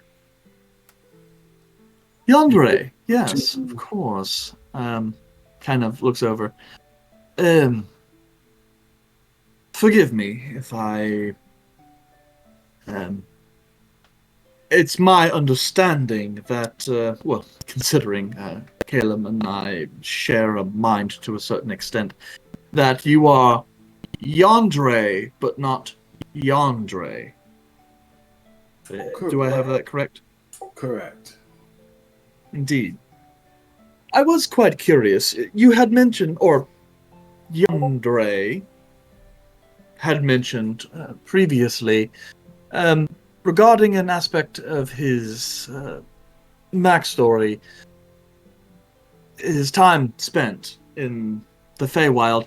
He had mentioned belonging to a particular court, one of the splinters of the Unseelie Fey, particularly the Autumn Lord.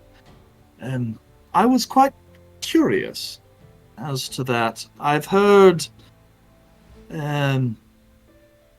conflicting and somewhat dubious rumors from that particular area of the Feywild. Of course, I don't mean to get all into it if this is something that Yandere, or in this case, you serving as Yandere's benefactor, in this case, is something you might not wish to get into.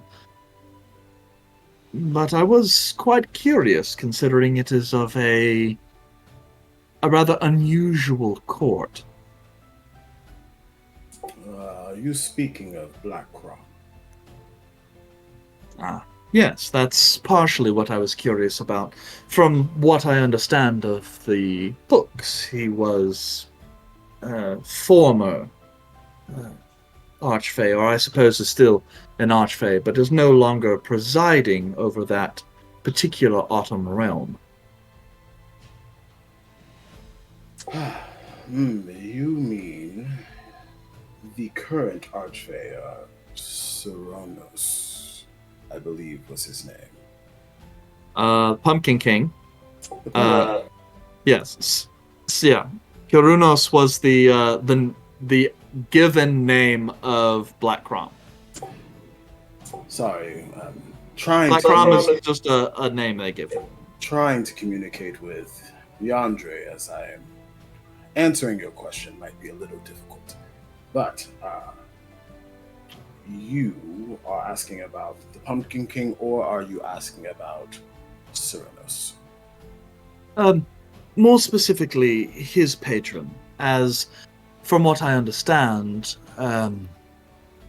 Black Crom has not served as the leader of the autumnal realms for quite a long time. So, given the iconography that Yandere carries, I was quite interested, as if that had some reason, to your knowledge, as to why he is present. As from what I understand, reverence for that particular Archfey is not well liked in the Feywild. And also considering it seems his other compatriots are ones he picked up only since coming to the Prime Material. Yes, we did contract with Yandere as he made it here to this realm. Now, other than that, let's just say the Master of the Hunt and Yandere have similar goals and aspirations.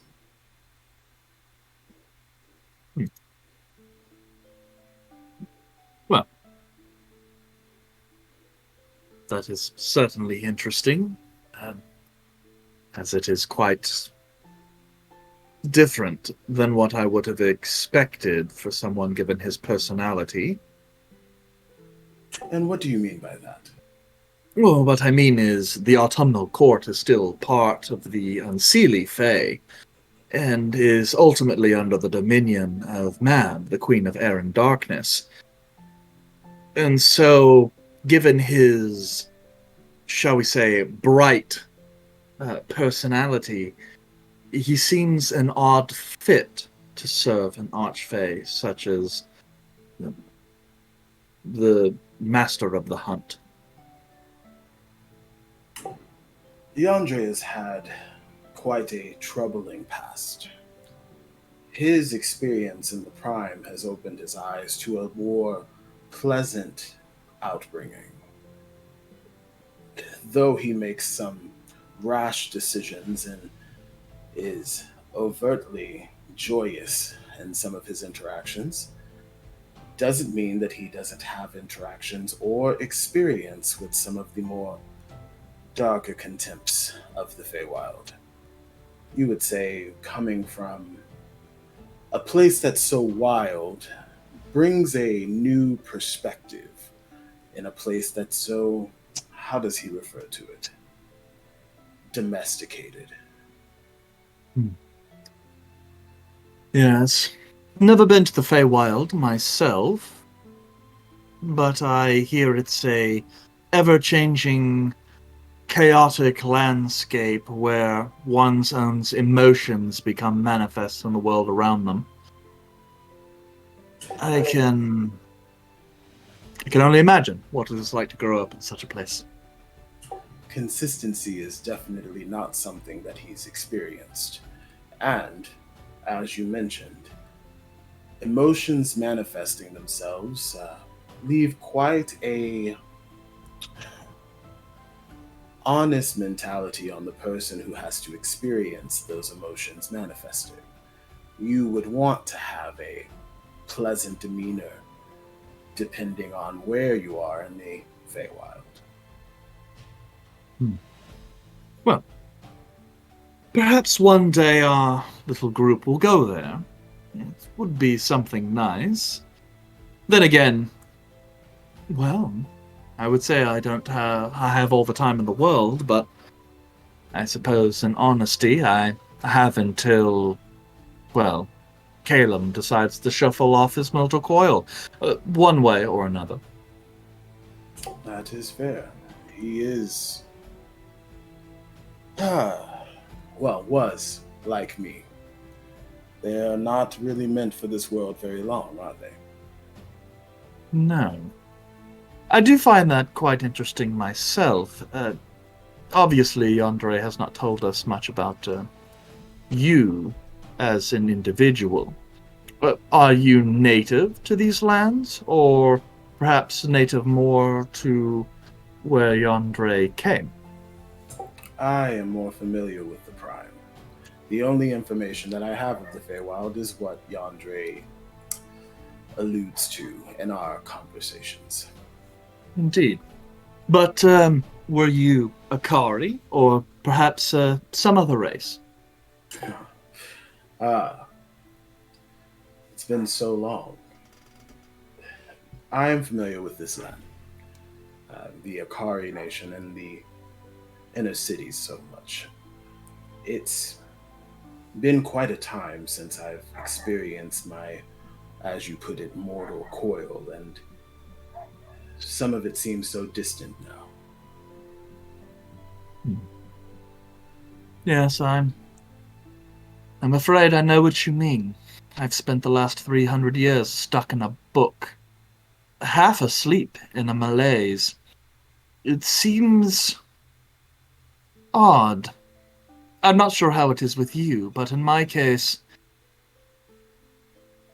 it's almost kind of like not having access to one's own body.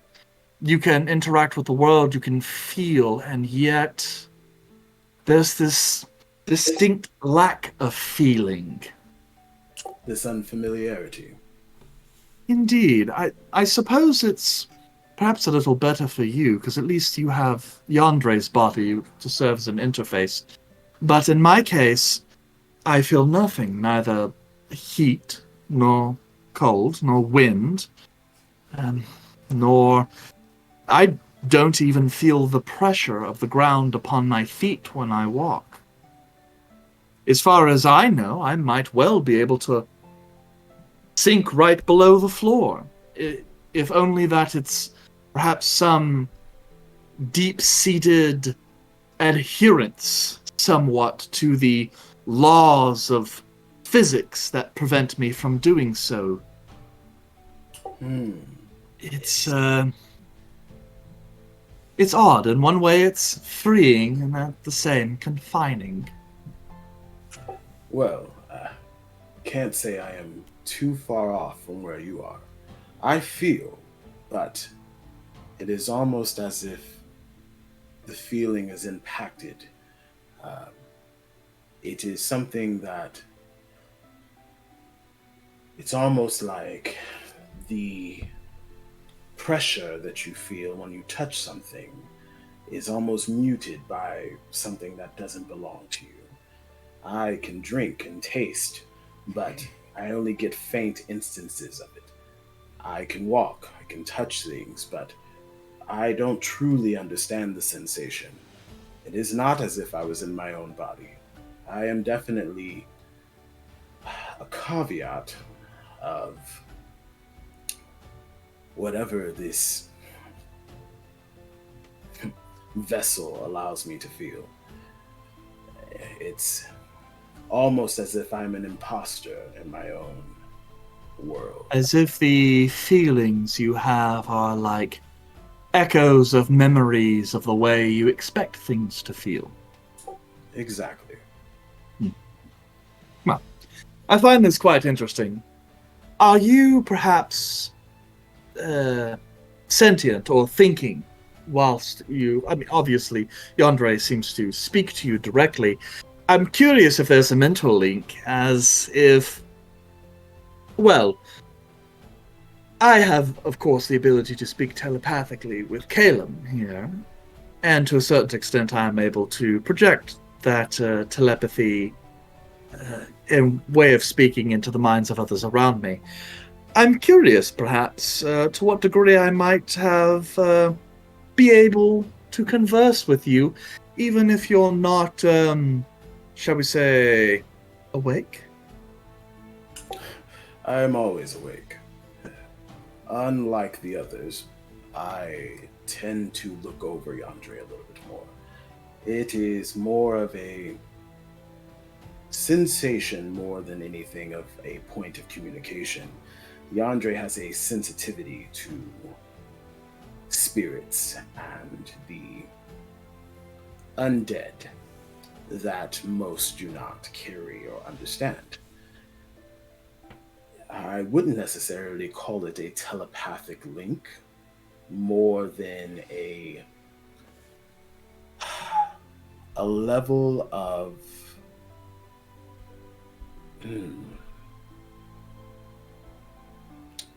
feeling, urges, strong emotional tell signs. Most times he asks me about yes or no questions and I'm able to push a sensation into his mind. Other times you have to be a little more specific. Yes. Well, I suppose that makes sense. After all, my ability does seem to affect the mind, so if you're not explicitly taking the wheel, so to speak, it might be difficult.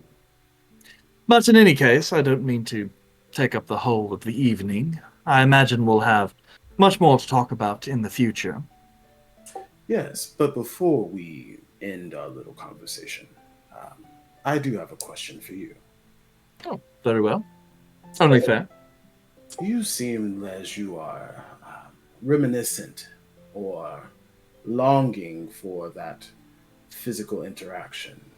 And you're asking me a lot of questions about my interactions with Yandere. I am curious, what are your intentions with Caleb here? Hmm. Yes, Caleb and I have spoken to length regarding um, the understanding that we have with one another. Um, Simply put, I would like at some point to, if possible, return to some form of an actual body, be it material or perhaps even metal. From what I understand, there are a number of living construct forms that exist. Uh, as I would like to spend at least some more time in the prime material. Barring that, at least if Caleb may be able to find a way to break the hold between my sentience and this book, so that I might at least be able to start the next chapter, so to speak, in my life. Perhaps he's kind of looking around, just kind of seeing how intently Caleb is paying attention. One of my greater fears is that dear Caleb here will find himself perished in the depths of some dungeon, and I will have to sit there in the darkness, alone, for years, or decades, or even centuries, before someone else comes to find the book. Better than That's stuck with Gorback. yes, I will admit that. But still, to a certain degree, I am not certain if it is the magic that binds me here this way, but I imagine after a time it will I may well. What's the phrase someone used sometime? Circle the drain? Or simply put, go mad. Let me be more specific with my question, as there are some things that I've learned from Yandre while occupying the same body and mind.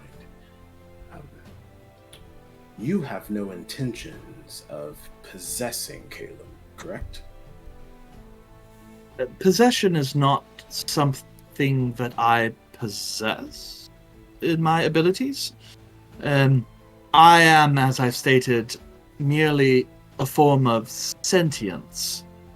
As far as I'm aware, I don't even possess a soul. Or if I do, that it may well be the book.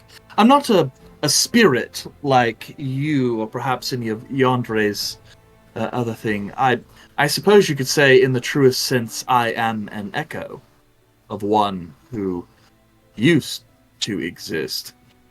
Perhaps I can live on in some capacity, but I wouldn't ever think that I could be considered alive again, per se. I suppose it's possible that my consciousness could overwrite Caleb's, but from what I come to understand, there are, what should we say, certain barriers in place that would prevent such a thing. As Caleb has more magic than even he really knows that he has. And so this is not an attempt to just build him up so you can replace his sentience. Correct? Correct. Though I will admit, the thought had crossed my mind, but as of yet, and the more time we've spent with one another, the more I've come to understand what my limitations actually are. I will say, we are not incredibly enthused by the way that you are interacting with Caleb, and that comes from a lack of understanding. There will definitely be more time in which we will have to discuss these matters in greater detail in order for us to come to a mutual understanding. Oh, yes, of course. And Caleb is pretty good about letting me out of the book most of the time, so of course, anyone can feel free to ask at any time. Mostly, I just seem to sit in the background and wait to speak unless spoken to. I hope that doesn't brood any bitterness. Well, no. I mean, after all, I do also spend a great deal of time in the book, as I am not exactly a very calming sight when traveling down the road in the middle of the city, especially at night. So, it is what it is. Understandable. Well, any other questions for me? No. Great. Caleb? I'm good. Vulred?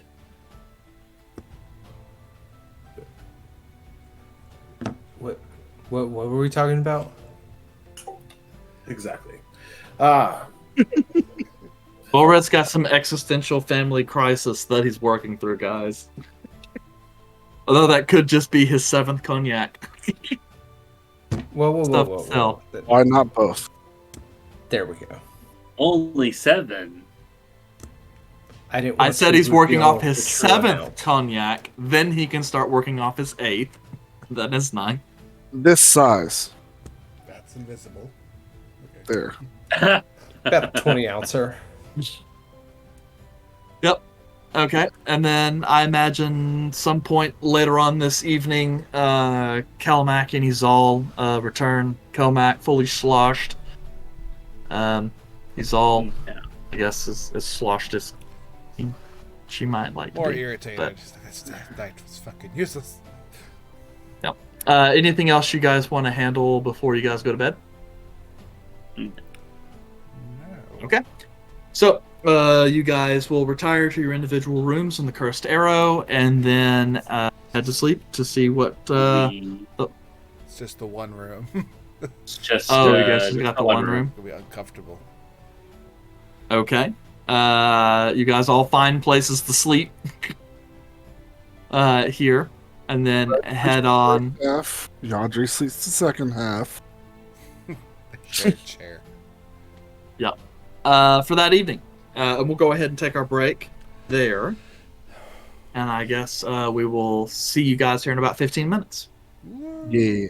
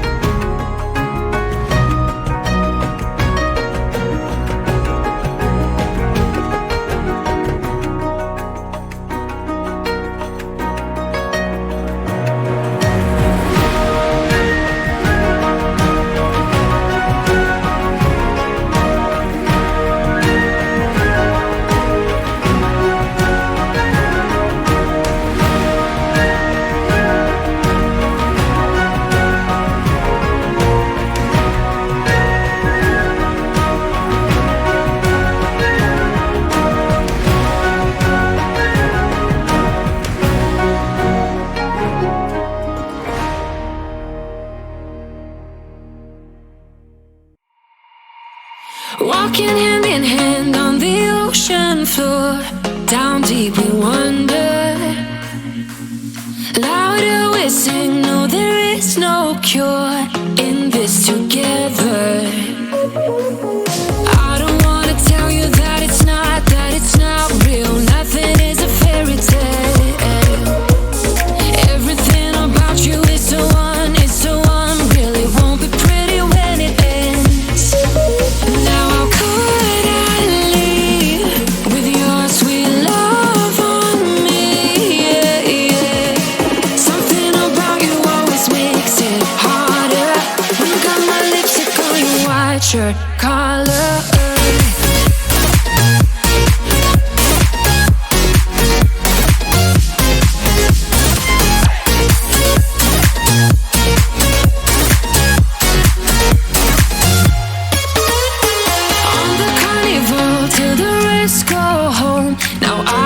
See you. Hearts and letters carved into the shore. We'll never grow old. I don't wanna tell you that it's not real. Nothing is a fairy tale. But everything about you is so unreal. It won't be pretty when it ends. Now how could I leave with your sweet love on me? Yeah, yeah. Something about you always makes it harder. When you got my lipstick on your white shirt collar.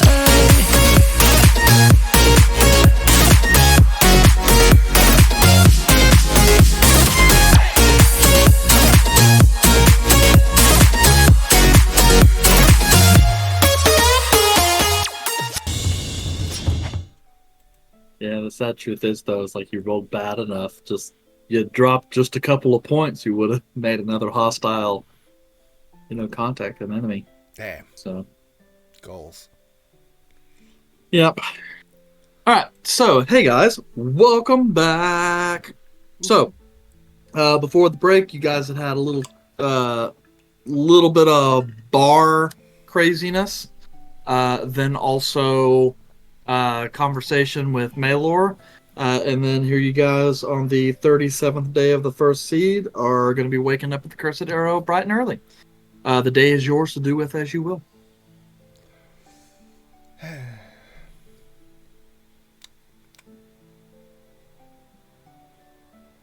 Are we dead yet? Caleb isn't really planning on doing anything. If we're spending a couple days here, he will probably try to make some money via playing. But besides that, Caleb wouldn't have anything planned. He just money so he can transfer spells. That's a long list. As everybody awakes, you do see the form and visage of Spring Andre.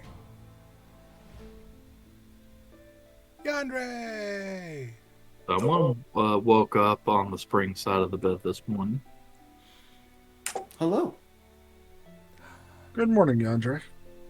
Good morning. How did everyone sleep? Fantastic. Great. Pastor Vulred, you were quite beside yourself last night. Did you trance well? Naturally. Great. I'm glad you're doing okay. His face twitch is just slightly. Ah, so like normal. Great. Ooh, Yandere. Reginald said that he was one of the spirits that you see. Does that mean the other two are the other people that you've mentioned before?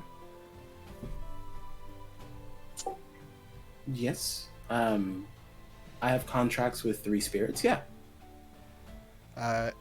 Is Tira and Kalen them, or are those other people? No, that's those are my companions back in the Feywild. Okay. You're probably talking about Salazar and Celeste. Where have I heard Celeste from?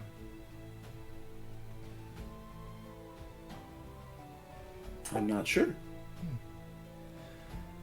Well, I'm sorry we didn't know that they were all different spirits that like inhabit the same body. I mean, that's fair. I didn't really explain that to you. But, I mean, I did say a couple of times that... You know what? That's besides the point.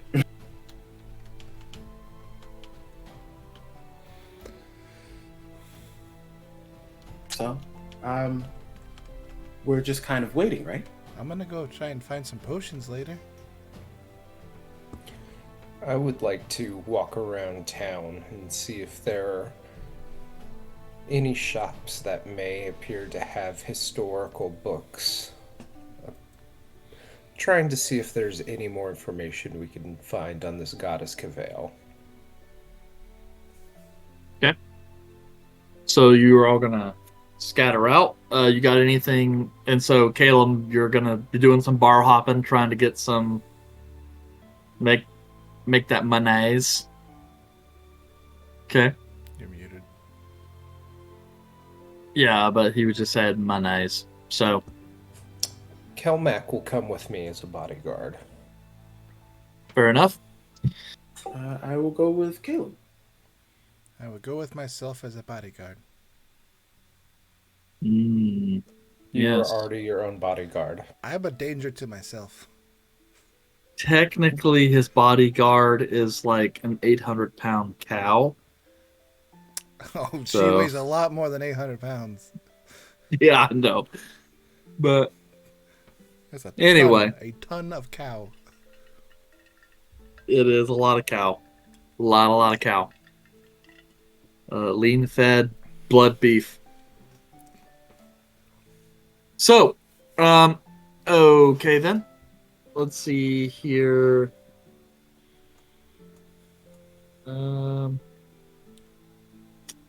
Caleb, how about you go ahead and roll a performance?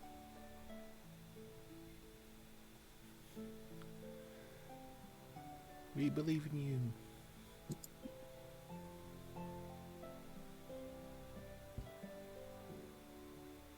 If you're talking, we can't hear you.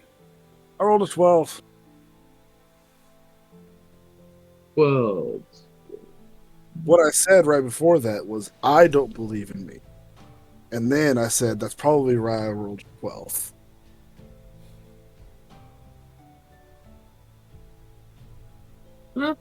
I mean, you managed to get 15 silver. Yes. So, The look of defeat so on your Vulred. face. Say, No. You said the look of defeat on your face. Like, it's gonna be a long trip. well, to Did be you spend all of fair, your... it's a day when those things are generally thought through a week. So, did you spend all of the money that you had before? I have spent quite a bit of it. The thing is that through our travels, I have acquired certain higher level spells that I wish to implement into my spellbook. Higher the level, the more time, and the more expensive. Yes. Got it. Okay, cool. So, you were looking for some old bookstores and such. Yes. Roll me an investigation check.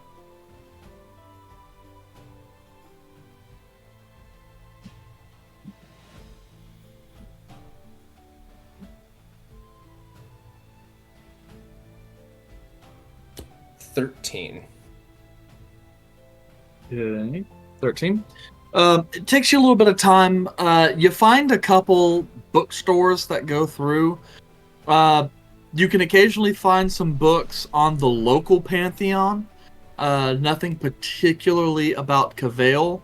Upon asking, one of the bookstores was like, we wouldn't really care too much about that. He does recommend that you go check out the temple to Neros, who is a god of magic and knowledge here in the area. They have the temple has a library that they provide some books for public access, but they have trained scholars and sages, and you can typically find someone who knows at least a little bit about most things, if you're willing to pay a little bit of coin. Well, it just so happens that I would be available to pay a little bit of coin. How far is this temple away from my current location? Let's see, from where you're at, the Temple of Narrows is in the eastern edge of the city, so you'd say about 15-20 minute walk. And of course, that's not that huge. Book it. I'm gonna go. Okay, so you head to the Temple of Narrows, which is this somewhat kind of odd building. It almost looks kind of like an octagonal kind of tower, about 3 or 4 stories tall. Very simple stone, not a lot of crazy carving and such. But in almost in the 4 cardinal directions, there are these kinds of small, 2-story square kind of attached buildings that come out. All of which seems to have these kind of old school wrought iron, leaded glass windows. Though I actually don't know what this is called, but the leading on there is kind of set up to where there are arcane sigils and stuff that make up the different pieces of the glass. You don't know if they have a functional purpose or if they're mostly just there for looks. All in all, it kind of feels like the kind of place that would be a library. As you make your way in, the place is relatively quiet. There's one of the rooms off to the sides appears to be a chapel or an alcove. There appears to be different groups of people who are huddled around in a center floor, while this kind of raised dais they almost kind of look like soccer bleachers, the ones that are only they're small, that go around the room. Some of them people are standing on and they're writing with chalk on the wall. Looks like a variety of lectures are going on in sort of a public education discourse discussion type thing. As you kind of walk in, though, this individual who is wearing these kind of dark blue and black robes kind of makes their way over to you and goes, welcome, sir, to the Temple of Narrows. And is looking over your clothing. Are you perhaps from another temple or an arcanist in search of knowledge? I am in search of knowledge, but I can't say I'm an arcanist. Oh. Well, that's certainly fine. Was there a particular topic? That way I know who to send you to. Yes, of course. I'm looking for any information on a certain goddess named Cavail. Cavail. And kind of... You hear him? He thinks for a moment. I'm not really familiar with that particular goddess, if I'm honest. But, yes, I think if that's the subject you're looking at, is it obscure or just of neighboring kingdom? Well, I am from a neighboring kingdom, but I don't necessarily know her exact origin. Oh, DM, I forget, did we discuss a particular area that she's in? Yeah, she's an Akari goddess. Okay, so I would say, well, she's an Akari goddess.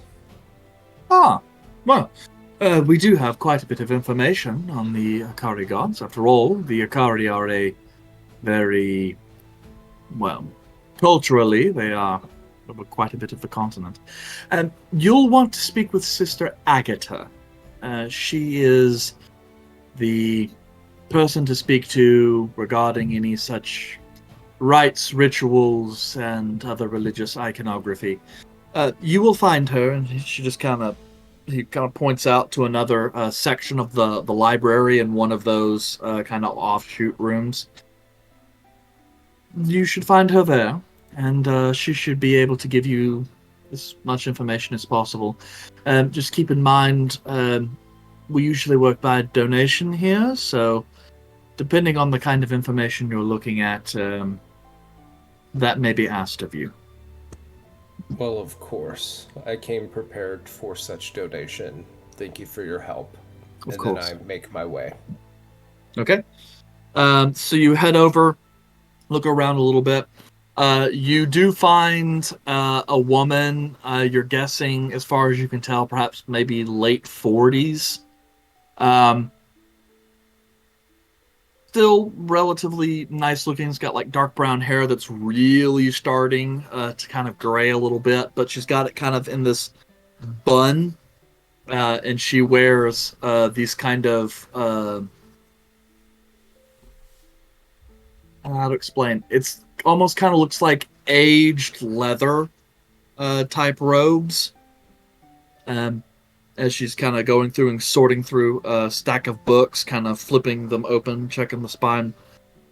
As you approach, she just kind of looks over. Oh, is there something I can help you find? Hi, of course. Would you be Sister Agatha, perchance? I am. I am one of the archivists here. Is there something I can do to help you? Yes, of course. My name is Vulred, and I'm seeking any information you may have regarding a Arkiri goddess named Cavail. Yes, Cavail. One of the Black Five, if I'm not mistaken. The dark gods of the Akari Pantheon. Yes, we occasionally have adventurers who come up from this area who ask about some of these. There's always cults running around. What exactly is it you needed to know? I would like to understand a little bit just about her general demeanor in terms of how she views things through this black lens of hers, as well as how her followers tend to cater to her whims. I see. Well, I do have some things I can look at regarding. I will, of course, have to ask for your donation first.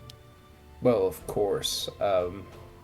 Is there a certain expected amount? I want to make sure I'm correctly honoring your knowledge. Well, what I will say is you can pay as much or as little as you have. I will provide you information commensurate with the information or the donation. I cannot offer you information such as it exists that does not exist within the vaults. However, I suppose if you want to know everything the temple has to offer on this particular individual, you can receive that information as well as notes. I should say once you get about 300 gold, there really won't be much we could do for you beyond that.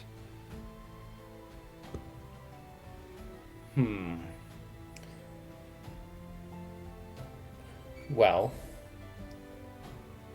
I will accept that transaction for the vast amount of information you may be able to provide. And I provide her 300 gold. Okay. You hand over 300 gold. She kind of takes it and goes, you must really want to know about this goddess. Very well. please. And she kind of gestures over to a table off to the side. Have a moment. I'll pull the requisite information and meet you once I have the reference material. Thank you.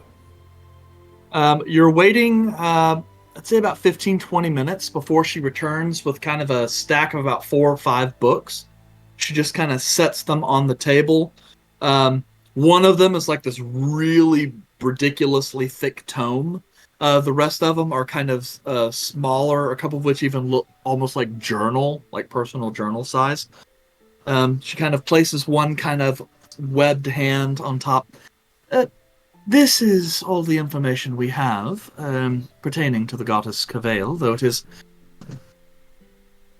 well, separated amongst these books.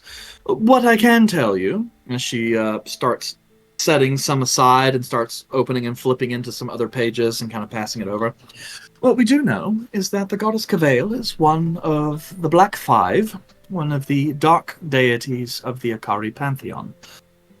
Specifically, her dominion is a goddess of slaughter, murder, hate, and anarchy. She represents one of the darker aspects of a person's mind. The sort of entirely selfless, absolutely nothing is more important than me and my life kind of followers. Those who worship her as cultists typically perform acts of savage deeds towards other. Murder, human sacrifice, things of that nature, and the more heinous the act, the better. And if possible, they like to display the aftermath of their handiwork so that everyone can share equally in the distress that is provided. From that end, they inherit a sort of insatiable bloodlust and a sort of cold, cruel demeanor that, well, is quite possibly kills any form of conscience the person may have. Those who are driven to become part of our priesthood often lead those dark cults, whereas some take up a higher role as one of her shades. The shades are a group of dark assassins who either receive calls from their goddess directly in order to murder or really any other horrible act of anarchy that she describes, or in some cases are summoned by rites and rituals to those who seek her particular brand of retribution. The shades often will appear to the individual and the individual makes some sort of tribute, typically providing an object that has a sort of negative charge. Perhaps they might sacrifice a small child and then offer the child's favorite toy as a form of payment. Once the shade confirms that the object carries the requisite negativity, they are given the name of someone that they are supposed to kill.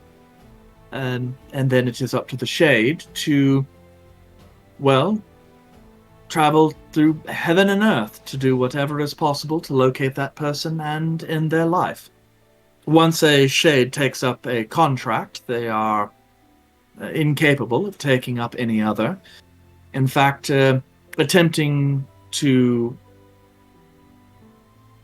dawdle or refuse a contract will draw the ire of the goddess. The shades attack their prey with a form of dark weapon that forms an even more powerful corruption, the more people it has been used to kill. And so you could say the longer the shade has been within the service of the goddess, the more dangerous they are. How are you doing so far? Is there any particular point you might need me to elaborate on? I may have some, but for right now, if you can keep going with this information, I will most likely save my questions till the end. Very well. As to why someone might take up the path of shade, there are normally only two reasons. One is if an individual, for some twisted desire of their own, requires the Dark Goddess simply because they allow them an avenue to maim and murder and sate their darker impulses. Some, though, and I have been told this is a rarity, but it does happen, are individuals who swear fealty to the goddess as a form of payment towards their own kind of retribution, or if they themselves are the target of a mark and then offer their own life as payment for sparing their lives. To renege on a contract, so to speak. However, barring those two incidences, once a contract has been placed, it is irrevocable. And, well, as stated previously, not making progress on one's work is... Well, the goddess does not take kindly to that, and great pain and, shall we say, malady grips any who seek to defy her. Though, once the target has been destroyed, the shade is free from that, they will typically rest or hide in secluded locations, causing anarchy and mischief where possible, until their dark goddess or dark sacrament calls them out into the light again.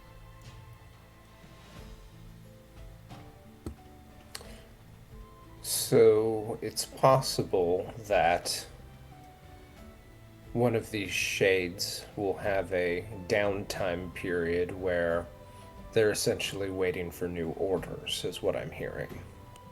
Yes, typically once they've completed their contract. Yes. Is it possible for someone to be in a contract with the goddess without their knowing agreement? Well, I would say typically no. The kind of... It's not exactly the kind of contract one can enter unknowingly. It's not an accidental sort of thing. But I suppose it is possible. After all, I said, in some cases, individuals who are, in a sense, marked for death offer their service as payment to essentially buy their lives. In that case, it is possible that, depending on the circumstances in which they found themselves face to face with the shade of the goddess, it's possible they may have lapsed or considered it a dream, as these bargains are sometimes struck in manners of great trauma. So I suppose it's possible that such a trauma could be buried within the mind, but it would inevitably bleed out as they would eventually receive orders, or if they've already received orders and failed to complete, then the goddess's curse would consume them. Interesting. What happens when a shade is unsuccessful? I suppose what you have to mean by unsuccessful, if a shade dies while attempting, Correct. Yes, while you performing did. their duties, then the contract would likely just be given to another shade. Um, However, if the shade for some reason is unwilling or unable to complete the contract, well, the goddess would not take kindly on that, and the goddess's curse would likely consume eventually. So this curse, does you said that it manifests in a way of an attack, and that um, I believe you said a weapon with power would be used to corrupt an individual, correct? Yes, though the weapon itself has been known to differ, and she starts kind of flipping through the books as like different depictions of shades that people have talked about. Some might use a sword, or an axe, or a maul, or a bow and arrow, or it really there's no limit. It just comes down to the individual preference of the shade. Nonetheless, it is a weapon that they feel compelled to use, and each time the weapon is used to take a life, the weapon becomes more and more accursed. Interesting. Have there been any known indication of, well, has you told me that people will barter their own services to get rid of a mark, but have there been any known indications of one who was struck by such a weapon who survived without any sort of intervention or bartering with Cavail? Without bartering or cavail, no. Assuming a person was injured with a shade's weapon, the corruption would be transferred, and once a person is marked by the shade's curse, then, well, any shade of cavail would always know where they are. Sort of like a sense of their quarry. So, what if a shade was slain, as if was able to wound an individual, but was unable to finish? As I said, eventually that contract would pass on to another shade, who would receive some visage of the target and would be compelled to travel in a particular distance, ever searching after their quarry. It is possible, however, if an individual offered their services to the goddess, perhaps a task could have been offered. It is nonetheless a deal. In exchange for my life, I agree to do whatever. And, well, that could largely continue until the individual was consumed by the Shade's curse, completed their pact, so to speak, or proved incapable of doing so, in the instance of death. So, let me create a make believe scenario. Say one was struck with, let's say, an arrow, perchance, but the initial shot of the arrow, for whatever reason, did not immediately kill the target, and they were to find a way before a corruption taking over, barter themselves to the goddess. One would assume that this corruption would essentially stay in the body, correct? Yes, depending on the particular manner in which the curse manifests. It's different for everyone. Sometimes there's a physical change, uh, uh, a slight deadening of the body, or a frailty that creeps in. It's hard to say precisely. Usually it comes to a cold and distant demeanor, a form of a paranoid mental delusion, before the individual is completely consumed with a homicidal rage.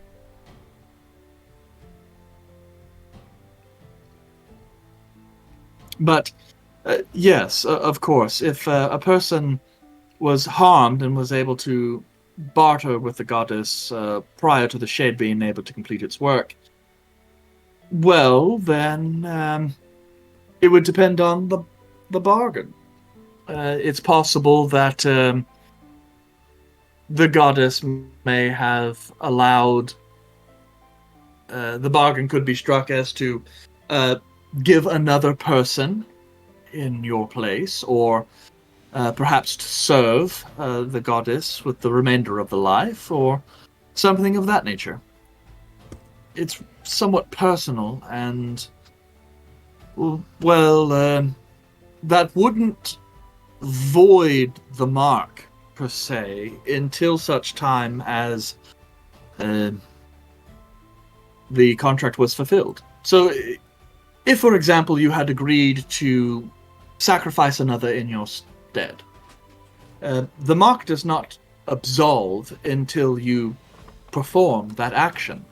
Ostensibly, in that case, the shade would ever be lying in wait, perhaps keeping their distance and waiting until such time as the bargain was either fulfilled or until it was apparent that the adherent had no intention or was not possible to complete their mark, at which such time the shade would intervene and, slay, completing the original mark of its target. Interesting. If one were to barter another life on behalf of theirs, would that act as a one-time contract, and then the person will be resolved of any further contracts? Yes, typically, though it is not too often that the goddess would offer such a deal. Then again, she is a goddess of pain and misery. So, if the act that the individual agreed to perform was so heinous and soul-destroying that Cavale thought the perpetration of the act alone was satisfactory, then yes, perhaps.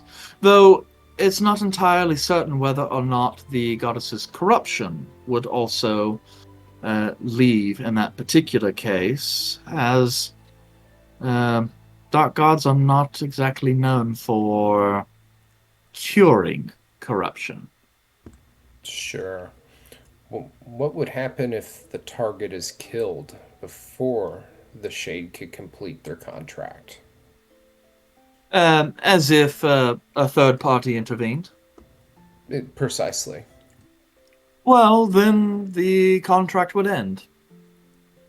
Ultimately, the act is what matters, though I have heard stories of some shades going on wild homicidal rampages in anger as they were denied the completion of their mark. So, from what I understand, shades are not very happy in those circumstances. That would make sense. About the shades, I did have a little bit of information prior to coming here and requesting this information. And one of that was that the Shades wore a certain style of mask. Can you give me any information on their general,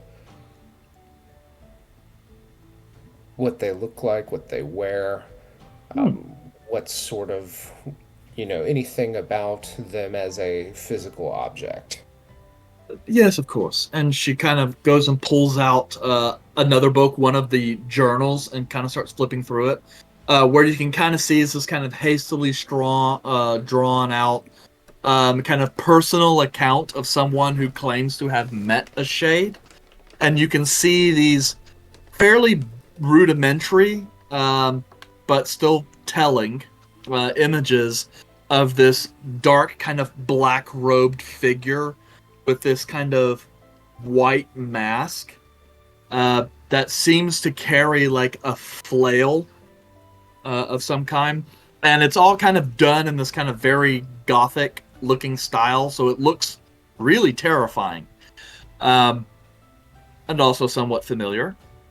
And as Agatha kind of gestures, the specific style is similar between all the shades, but there are some differences. Simply put, they wear ostensibly black robes. Some are dark black, some are faded, and they all wear white masks. Sometimes the masks are ornate and embellished, made with porcelain and fine silver. Some are simple wooden masks, painted white. It really just kind of depends. In a sense, the mask is almost a representation somewhat of the kind of person the shade was before they joined, as each shade provides their own mask as far as we know. It may give some clue as to their origins. But, yes, it's always some kind of white or silver mask. Though they range, obviously, in artsiness. Interesting. What would happen if a person just came upon one of these masks? Just, they found a slain shade and took it. Well, I suppose that would really depend. Perhaps nothing. But considering the shades are creatures that deal a great deal with corruption, I suppose if the shade was sufficiently powerful enough, then the mask itself could be considered a cursed object, in which case prolonged exposure to it could spread some of that corruption.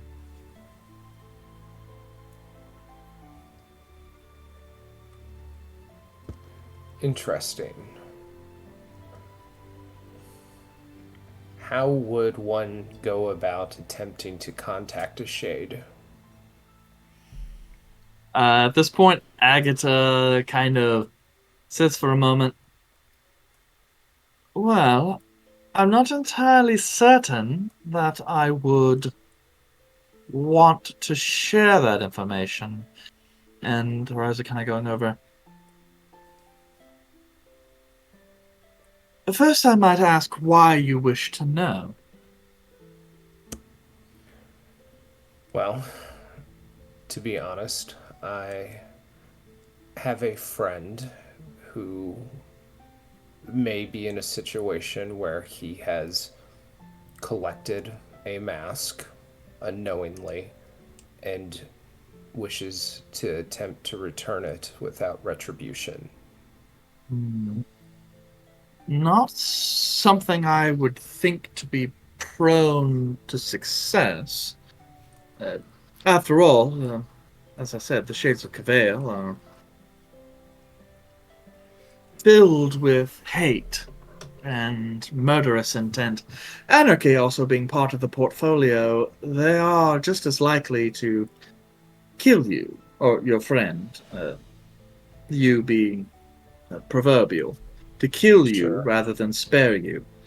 it all might just come down to how they feel in a particular moment. That being said, if you are trying to summon a shade for the purpose of perhaps trying to summon a shade associated with a particular mask, I suppose there may well be some rituals to accomplish that. It's also... there may be some other ways, but the only way that I could tell you for certain would involve you attempting to contact one for the purpose of defining a mark, and I'm sorry, I will not willingly give someone information they could use to contract with a dark goddess. Of course, my apologies. I meant to not lead with any ill will, rather just the return of the mask. I believe it would be in my friend's best interest to dispose of it. Well, yes, though I suppose if the shade really wants it back, they'll find your friend sooner or later. Quite unfortunate. Indeed. Would there be other gods that would take interest in claiming a mask of their own? I'm unsure what the interactions among the gods are. Perhaps there's one who can assist in a more pleasant manner. Well, if we're speaking strictly of the Akari pantheon, there are perhaps a few that you might be able to contract with. It's hard to say. There is, of course, there is a god in the Akari pantheon called Pandris. He is a god of chaos, luck, and trickery, among many other things. He is also a masked god, and wears many faces. Perhaps if the mask is as useful, and is indeed associated with the Shade of Cavail, he may well take interest in it, just for its value alone. Perhaps such a deity might be able to intercede on one's behalf, though again, as I said, Pandris is a goddess of trickery and a deed. So, it might be a bit difficult there. Perhaps one of the other sorts of goddesses, perhaps one of protection. You might also reach out to the Akari god Bati, god of night and the moon. Indeed. Perhaps. He is well adversed as a god of the night to allow people to move without being detected.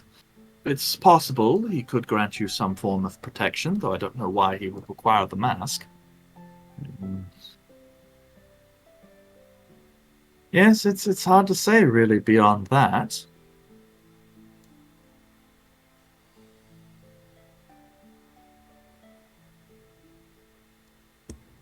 Interesting. That would certainly be of some help.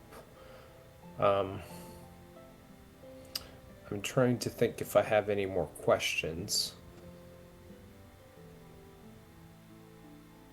Well, the only thing I would say at that point is, for your friend, if this mask does indeed harbor some corruption, you would most likely, of course, certainly not wear it. But given the nature of the item itself, it's possible that the corruption would begin with a sort of reddening or perhaps blisters in the area, anything that touches the mask, as well as horrific nightmares and visions, other maladies of the mind. Again, the curse there would proceed different if it was that compared to something like being struck by a weapon, as those typically would also have a great deal more corruption in them. But without knowing the specific circumstances of the individual who was attacked and the manner in which they were attacked, it would be hard to speculate. Understood.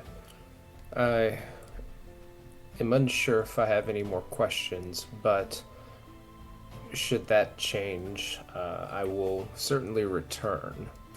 And out of a display of the helpfulness, I would like to pay you additional 20 gold for this day.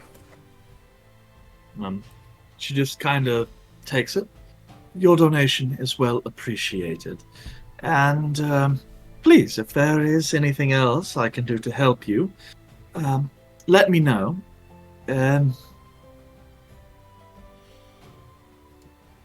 Regarding any other methods that I can help, my church doesn't really wouldn't want to be involved, really, in something such as this. But what I will tell you is that if a shade is indeed after this mask that your friend carries, you must also understand that anywhere where your friend carries the mask puts anyone around it in a great deal of danger, and the shade will not care that your friend lies within a densely populated urban area. They will kill whoever they need in order to get back what they believe is theirs. And if your friend is held this mask for quite some time, and the shade has not shown itself, well, then either the shade doesn't care for it, it's not a shade mask at all, or perhaps there is some other reason the Shade of Cavail has not attempted to take it back. I guess with that does bring up one should-be final question. Is there any way to test a mask to determine if it is involving the Shade of Cavail? Well, typical arcane means will not deduce the presence of any kind of curse. If the curse is indeed placed by a dark goddess, yes, I suppose there are some ways you could. For example, sprinkling holy water on the artifact should tell you, as if the holy water suddenly fizzles and boils off. It's typically an indicator of corruption. The violence, virulence is something else. The violence of the rate at which it burns off is typically an indicator.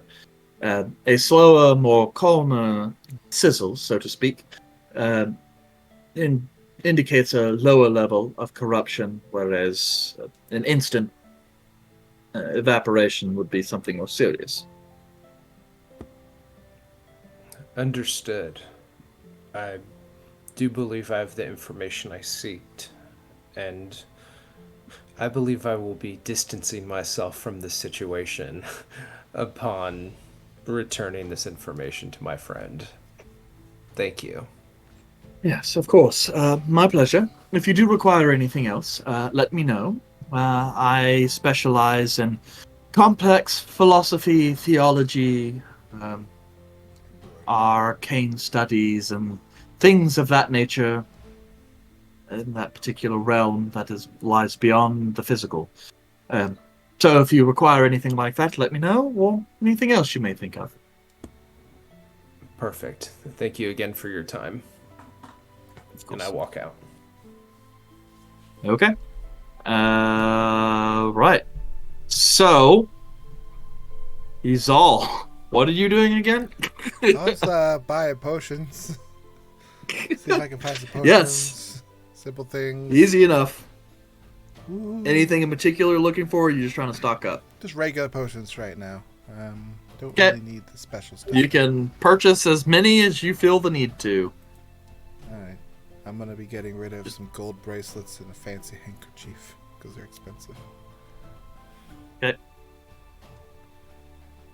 And potions. then- So I'll be getting 3 potions. Okay. And then we have Calum. He's away from the computer. Yep. Alright. Well, anything else you guys were wanting to do? Or I guess Yandre, what did you need to do? I went with Caleb and just was trying to help him find some jobs, but it's essentially just ended up performing for some stuff, and I was just sitting there drinking. Like, he didn't ask me for any money. I have a lot of money. Could have just did it. Yeah, well.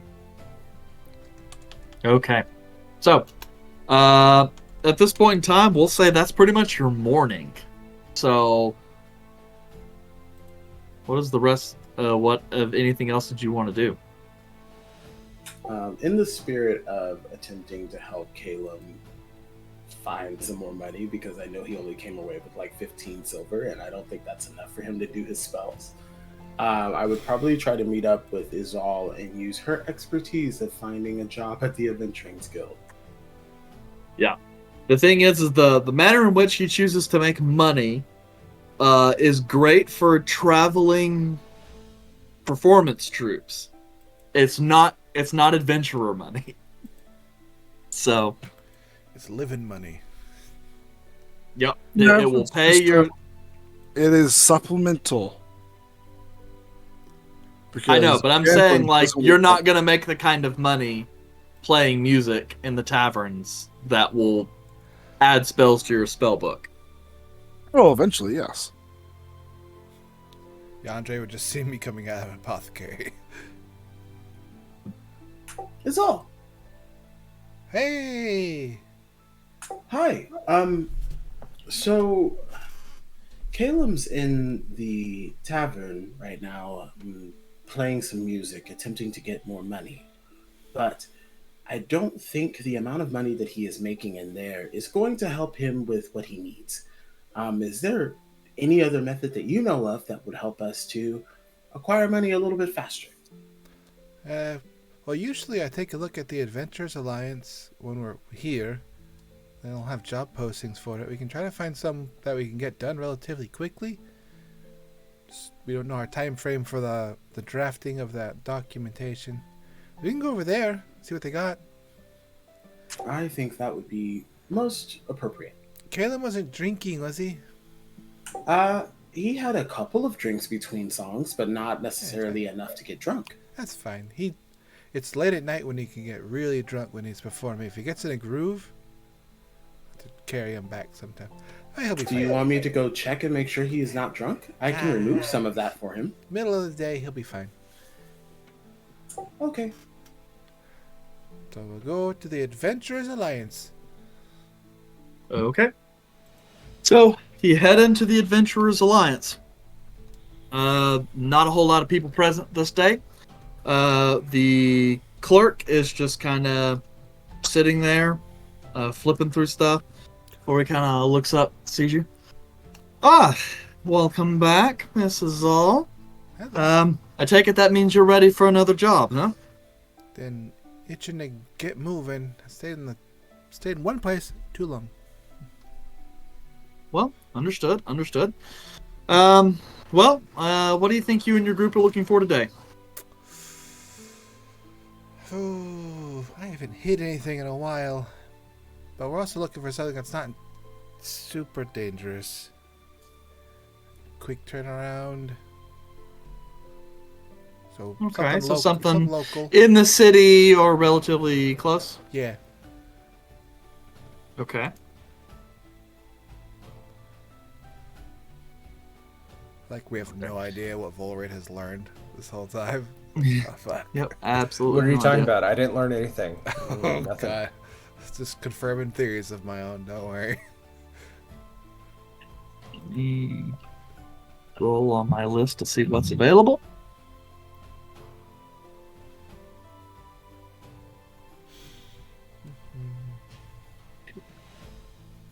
Okay. Well, looks like I do have a couple things local. One's a bit more adventure-y. Yeah, that might be the one you might want to look for. That one is one of the local merchants guilds is looking into someone to head west out of the city into the Sangrel Swallows. Looks like a member of their merchant guild was traveling north, and looks like they were attacked from something that came out of the swamp there. Looks like they damaged the cart pretty bad and then made off with a couple items of particular value. Maybe it's just bandits, maybe it's something else, but apparently the object was valuable enough for them to put out a reward. And then there's also another job here. Not really sure what can be done. Sounds like really a civil issue, but a gentleman who lives just outside of town is seeking a group of adventurers, freedom-minded, he says, to help free his brother, who apparently got in a bit of debt and has now been sold into indentured servitude to pay it off.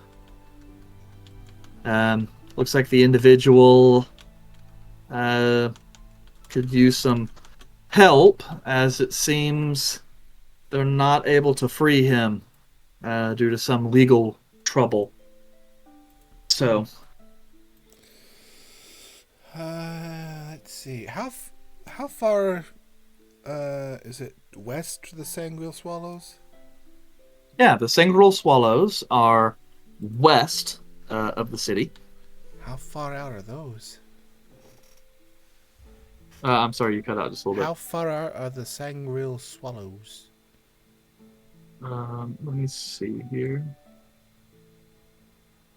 Since I did not open up my map prior. Let's see. You can make it to the edge of the Swallows in about half a day.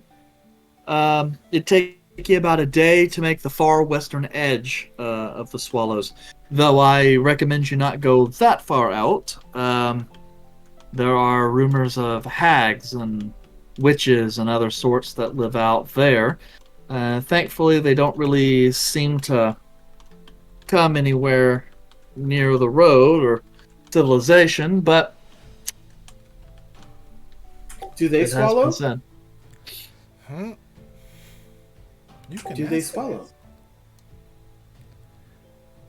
The Swallows is it's a swamp. They like swallows, like caravans, things that fall into it, like a quicksand. Does the Fey realm have like quicksand where you fall into it, you sink underneath it? It's like a solid, like No, we have slow dirt. what's slow dirt? It's dirt that swallows you slowly.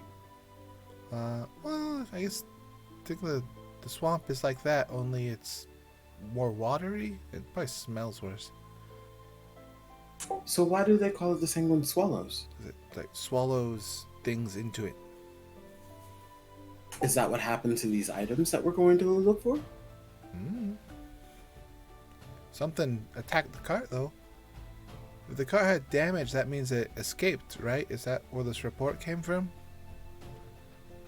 Aye, the merchant was injured, but not grievously. He was able to make his way far enough south before the patrols were able to catch up with him.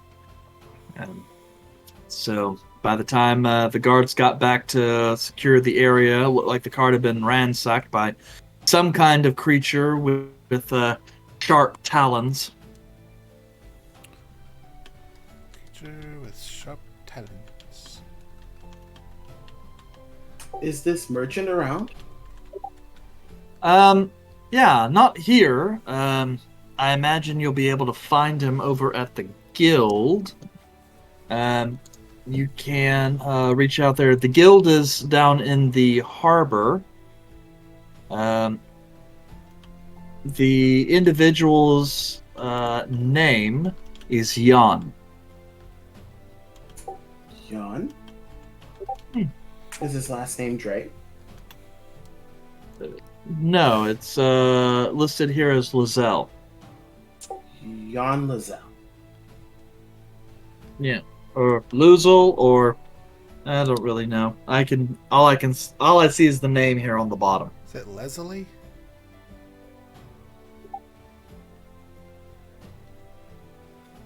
No.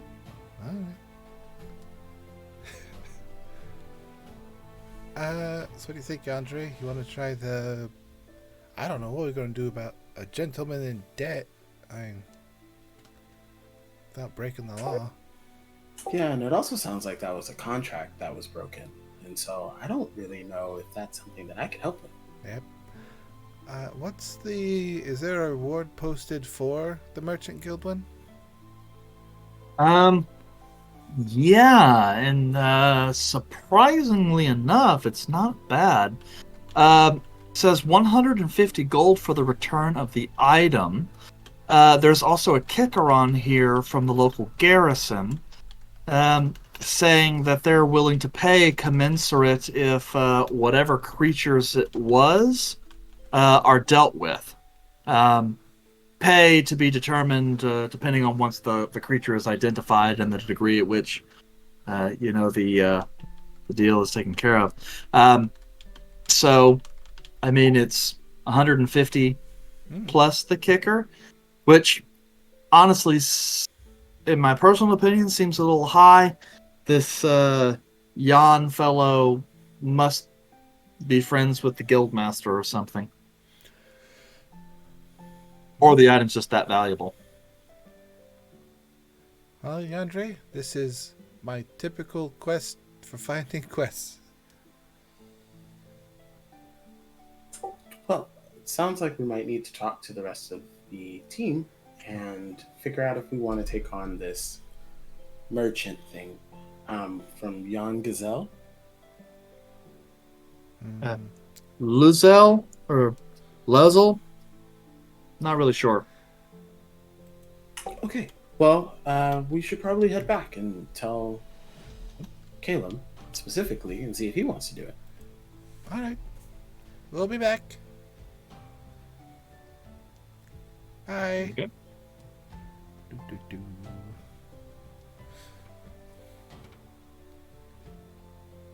He's at the tavern. We gotta go back to that fucking tavern where he's at. Caleb, we got work. Quit shaking your moneymaker. We're leaving. Nope. Oh, but he's like, damn, lunch is like the prime earning time. Where did you get that glitter? Don't ask. Don't touch me.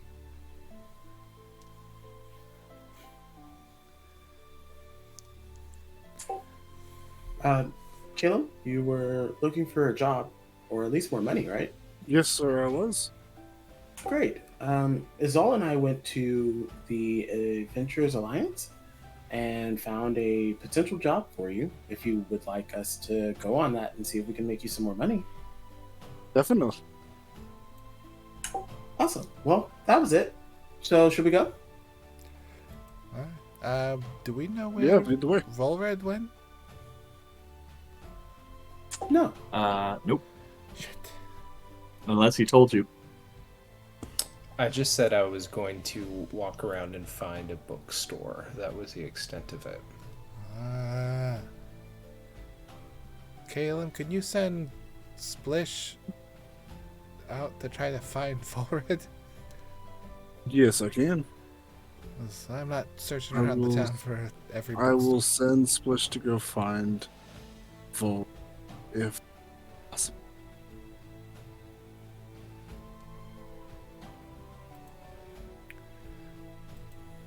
If we see him on the way back to a meeting point, we'll meet him then. Okay. Your familiar does not spot Vulred, though you guys do eventually meet up just after lunch back at the Crostero.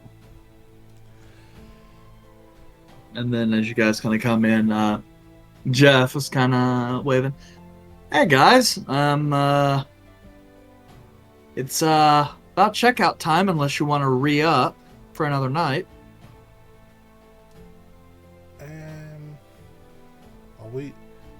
This 1 second. Volard, we found a job that we might be able to head out to. Do we want to get a room for tonight and then head out tomorrow? Unless you have something you want to do tomorrow?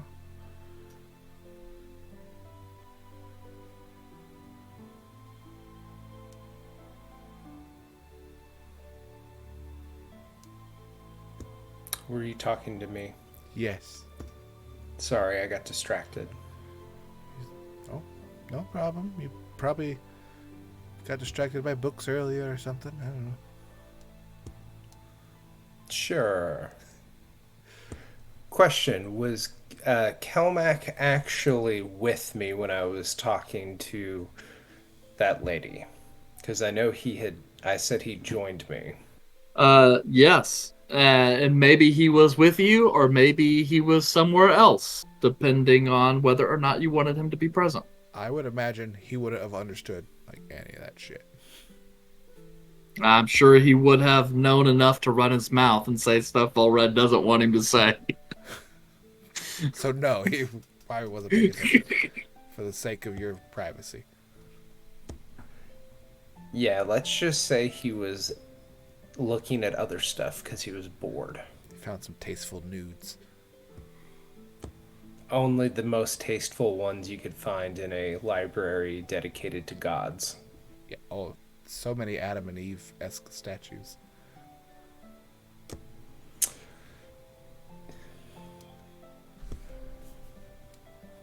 Well, I don't have any immediate plans, rather. I was curious, though, if it were possible for Caleb and I to attempt another ritual.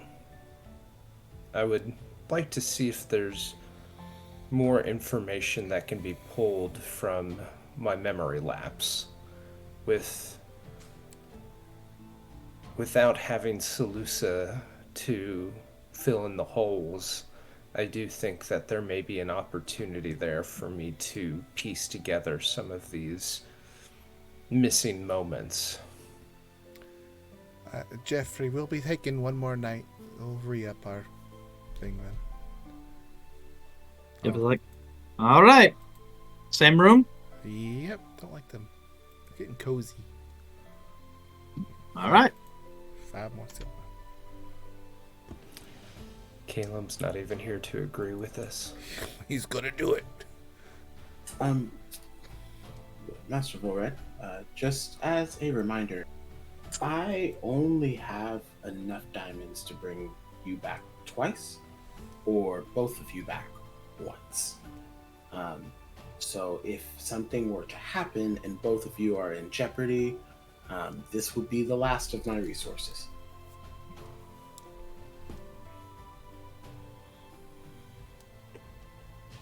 Understood. I'm personally willing to use up those stones in this circumstance. Okay.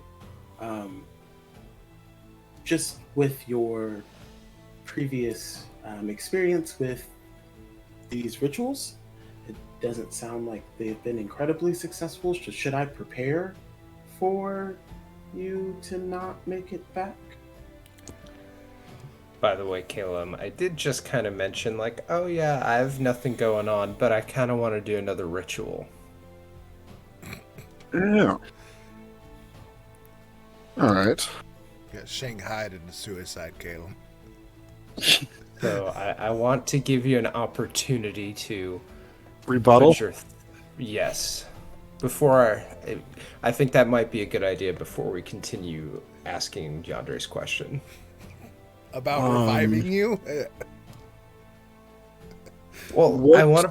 I want to pretend like he reacted first, since I'm basically saying, "Hey, ritual!" Like, Caleb. What makes you want to go into another ritual? Well, honestly, Salusa's reaction to, well, me, the fear that you displayed and her response.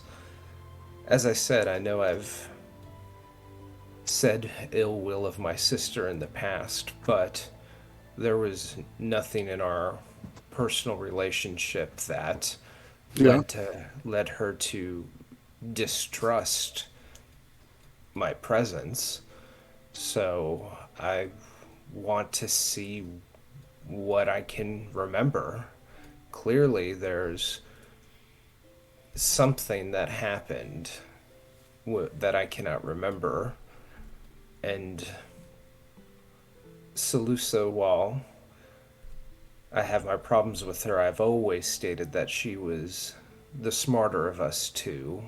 And I don't think she would just blindly fear for her life based off of mere rumors. I want to know if something happened that I'm unaware of. I can understand that. And what type of ritual do you want to go through? Well, whatever the last one we attempted was to recount what had happened. Me getting shot with the arrow, as well as the visions we saw of a potential murder.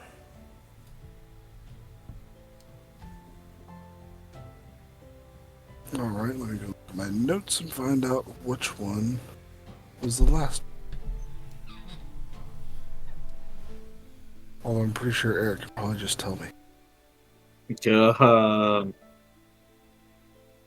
No, I don't think so.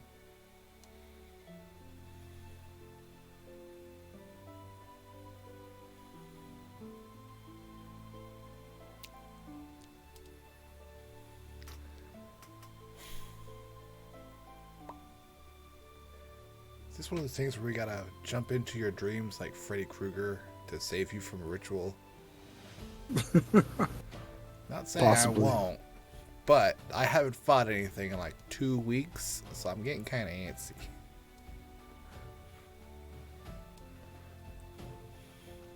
Alright,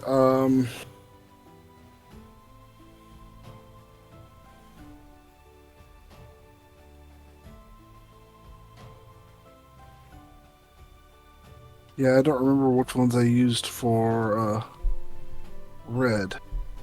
I don't have Yeah, them I mean, it was a ritual of ascertainment, I think. I think I only did one ritual, though. Yeah, I was Well, trying to figure out, did you do a ritual of ascertainment, or is that one of the ones that you freestyled? We had to do... I created one. I remember we had to do multiple attempts because basically my notes say that there was a first attempt where you couldn't see anything, and then on the second attempt, I got flashes of the mask with no context in a view of someone handling the mask. But then I believe we did one more, or maybe it was that second attempt that then I think it was a third attempt, whatever it was, that gave the most vision. Yeah, because we had to do wisdom checks for each one, but it was the same.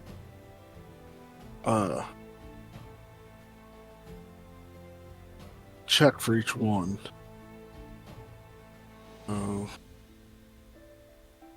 It was the same ritual for each one. It was just we're in the same ritual. We look at the list of gods, and I will see which one I would have chosen.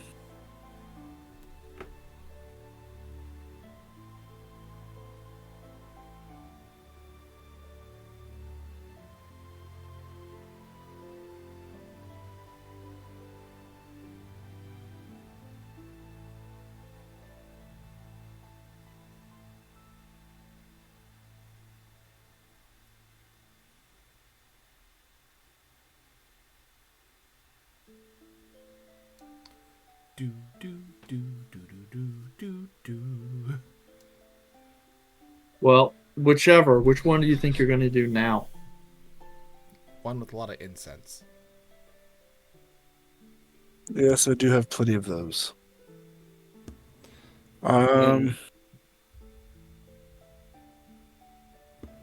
Just out of curiosity, I know the last time we did a ritual, it did take a little bit of time. Would it make more sense if we did it at the beginning of next session as opposed to getting into something now that could take Probably. time?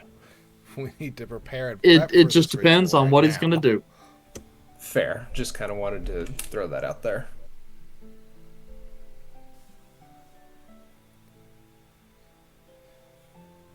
This ritual will involve a lot of blood. I don't think that's the right one, Kalen. Well, depends on if I fail or not. I'm assuming we're back up in the room discussing death rituals. Oh, most definitely. So, well, we're the staircase. Yeah. That's where this decision's being made. So, Caleb, what are you thinking? I'm Whose guidance you think you want to bring in here? The death one. Morgraine. Death or the, is there a time one? Death. Time. Um, Time is Aurelius. Destiny would be Corolla. All right, cool. I Aurora like Corolla. Borealis? Big fan of Corolla. Mm-hmm. But time might let you have a better aspect of specifically knowing what happened in a situation. Especially with an individual's past. Corolla helped Keldor, so I like Corolla. Yeah. There's also Gamidi. I mean, at the very least, you might be able to know if Vulred's being hunted. I don't know, man. You got to pick something, though. let's go with time. Okay. Bold move, going with something I recommended. My ideas are bad. Well, my thing is I have the list of deities that he just sent me. There's But I'm trying 37 to- of them. Well, no, the There's a lot. problem is like I can't find the list that I had before. That one was in Discord. Yes, and I'm not able to find it at the moment. Yeah, pin I that. just have- They were attached as a whole bunch of images. Yeah. But anyways, I would go with time because that Does make Starts sense. on October 18th. 6:18 p.m. I didn't have to scroll up really that far. then I may have passed it. We go down. Yes, I did.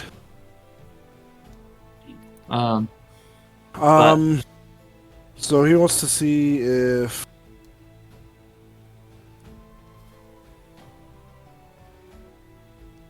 we'll be asking Red this. What is the actual goal that you want of become of this ritual? Well, I would say the first priority is to determine if there's a memory hidden in my mind where I would have threatened my sister. And then from there, it would be to gain more insight on the part of the vision where I may have appeared to witness a murder and what circumstance revolves around that. I mean, we've murdered a lot. So Like you've done a lot yourself. Edoran So much. is the god of magic and mysteries, known as the knower of the unknown things.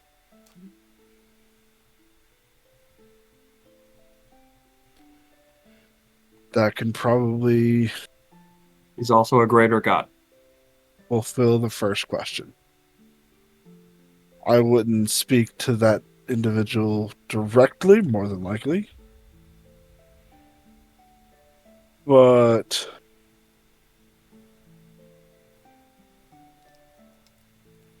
the more I fuddle around with the greater gods, the more eyes I have on my rituals. I don't know if that's a good thing or a bad thing. Not yet, at least.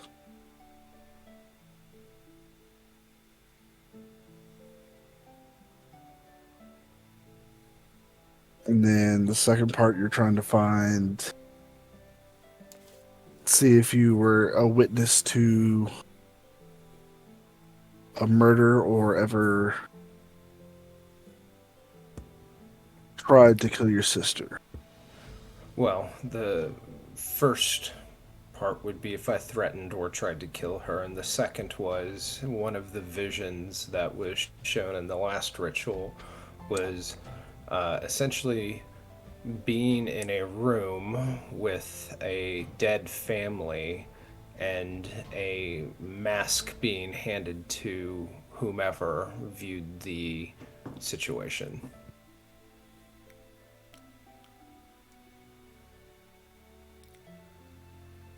I think we're going to want to do two different rituals. The dream, Okay. we would want to do Corolla, because they're the god of dreams, fate, and prophecy. I think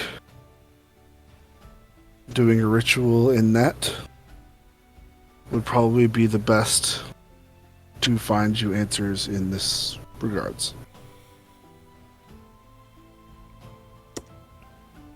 Okay. What would it take to prepare that?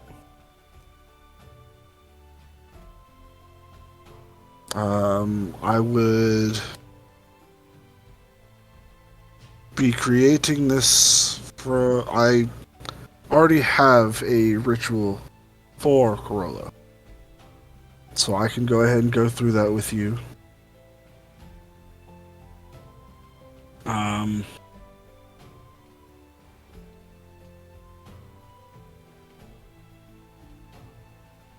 me see. And Caleb is looking through his notes of the different gods that he has. What Written down. specifically are you looking for? Well, I'm trying to see if there's.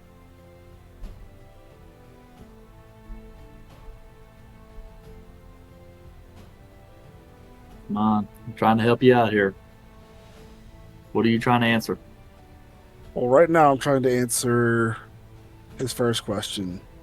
I know, but you were saying you were going to have to create a relic or a ritual out of nothing. So, Well, that I'm not sure of at the moment, because I would have to look at the notes that you have on the website for for Edoran, there's nothing on there yet. Okay. Well, what I want to do is I want to try and create a ritual to find out the secrets in that memory. I want to try and expand on it so that he can find out what's actually going on. So Edoran's primary times are solstices or foundings of new libraries. Imagery is a locked or bound tome. Yeah, so that's just some of that iconography. And then you're familiar with one of his most common disciples, Elric. Yes. But yep.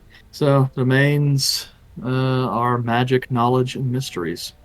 He is, after all, the knower of unknown things. Yes. So I will try and prepare a ritual for each one of them. First one I would do is probably the one I know is the ritual of Corolla. Okay. And then the second one would be Edoran. Okay, so you want to do Corollo first? Yes. All right. So you prepare the ritual space for Corollo, drawing the nice vague circles and runes on the floor, setting down nice comfy pillows, lighting some incense, scattering the ritual area with broken glass and pieces of mirror. Vulred, Caleb kind of walks you through, setting on a side of the circle with him. As Caleb begins to chant and just kind of speak in vague generalizations. Some of it seems kind of like a prayer. Some of it kind of seems like he's reciting from a book. You don't really know. Caleb, what's the focus that you're using in particular for this ritual? You're just using like a mirror as usual, or you got something else?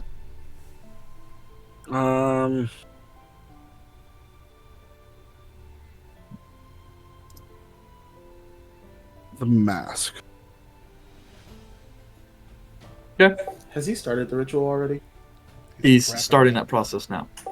Caleb, Yes. how do I stop you if you start to lose control? I honestly do not know because the only times that I've lost control, I had to get myself out. The people on the outside could not get me out. Does Mailer know when you're in trouble? Yes. Can Mailer Should hang out? you let Maylor out? He is out. He's always in the I will fucking- tell him to come here, though. I think that would You be see, good. he's kind of sauntering over with his arms crossed a little bit. Hi.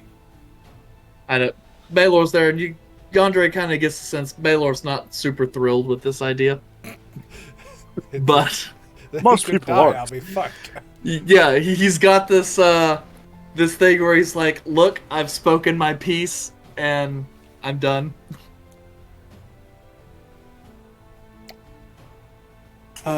Maylor, how did you get him out last time? Well, thankfully, even while he's under, I still maintain my telepathic connection. Which means, as his mental state changes, I become aware of that and can, with effort, force myself into his mind. Sort of break the connection a little bit. It's spotty, but it's worked so far. He yelled at me really, really loud. You deserve That's it. such what happened to me. I deserve it, as we're about to do it again. Caleb, I can't help you in there because it's all spooky mind shit. But I can give you this. And I hand him a potion. I hand him one of my potions of advantage.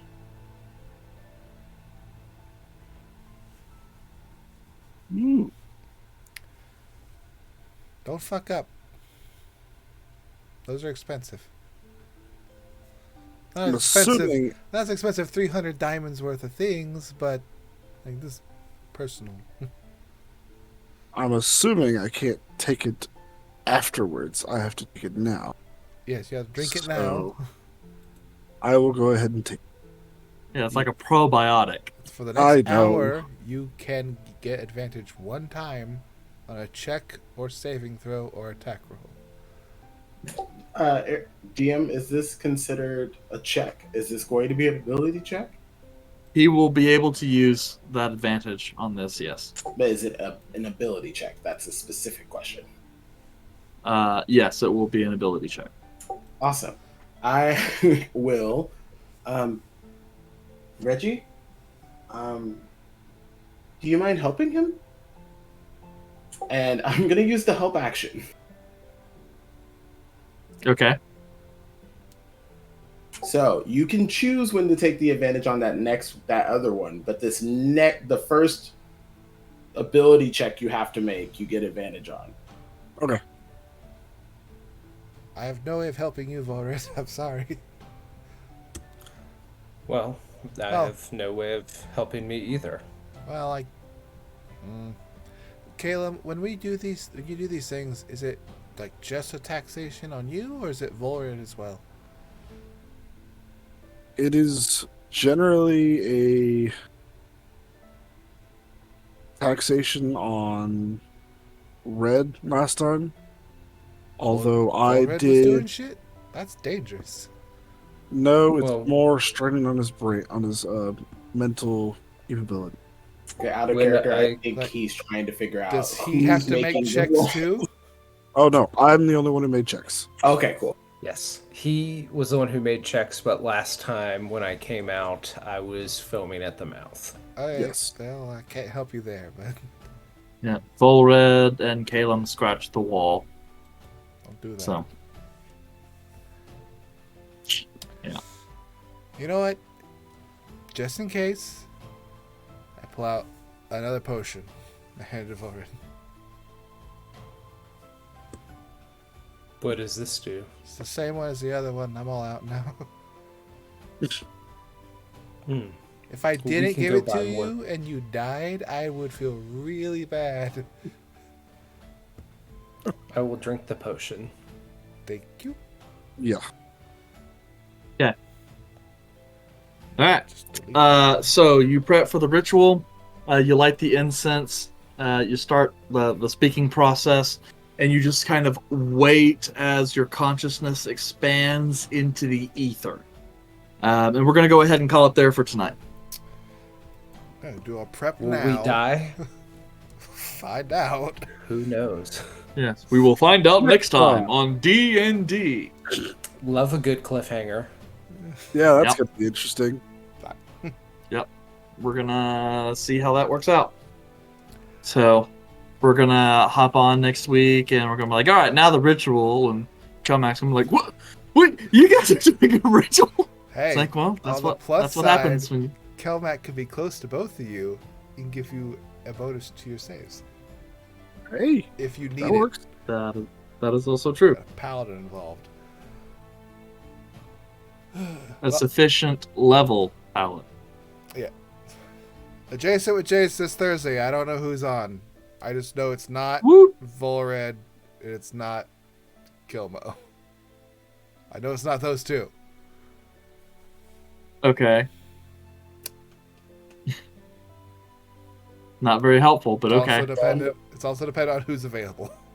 Let's say Yeah. Kelmac was before me, so I know that before I go on, it would be Kelmac. But I'm It's assuming either Kelmac or Eric. Oh. That's what it sounds like. This is what it sounds like. All right. Well, guys, thank you for coming in, watching this Chapter 73 in the Adventures of Athoria game. As our wonderful producer Jace said, come back Thursday, 8 p.m. Central for Adjacent with Jace. One of us will be on to answer questions and have conversations.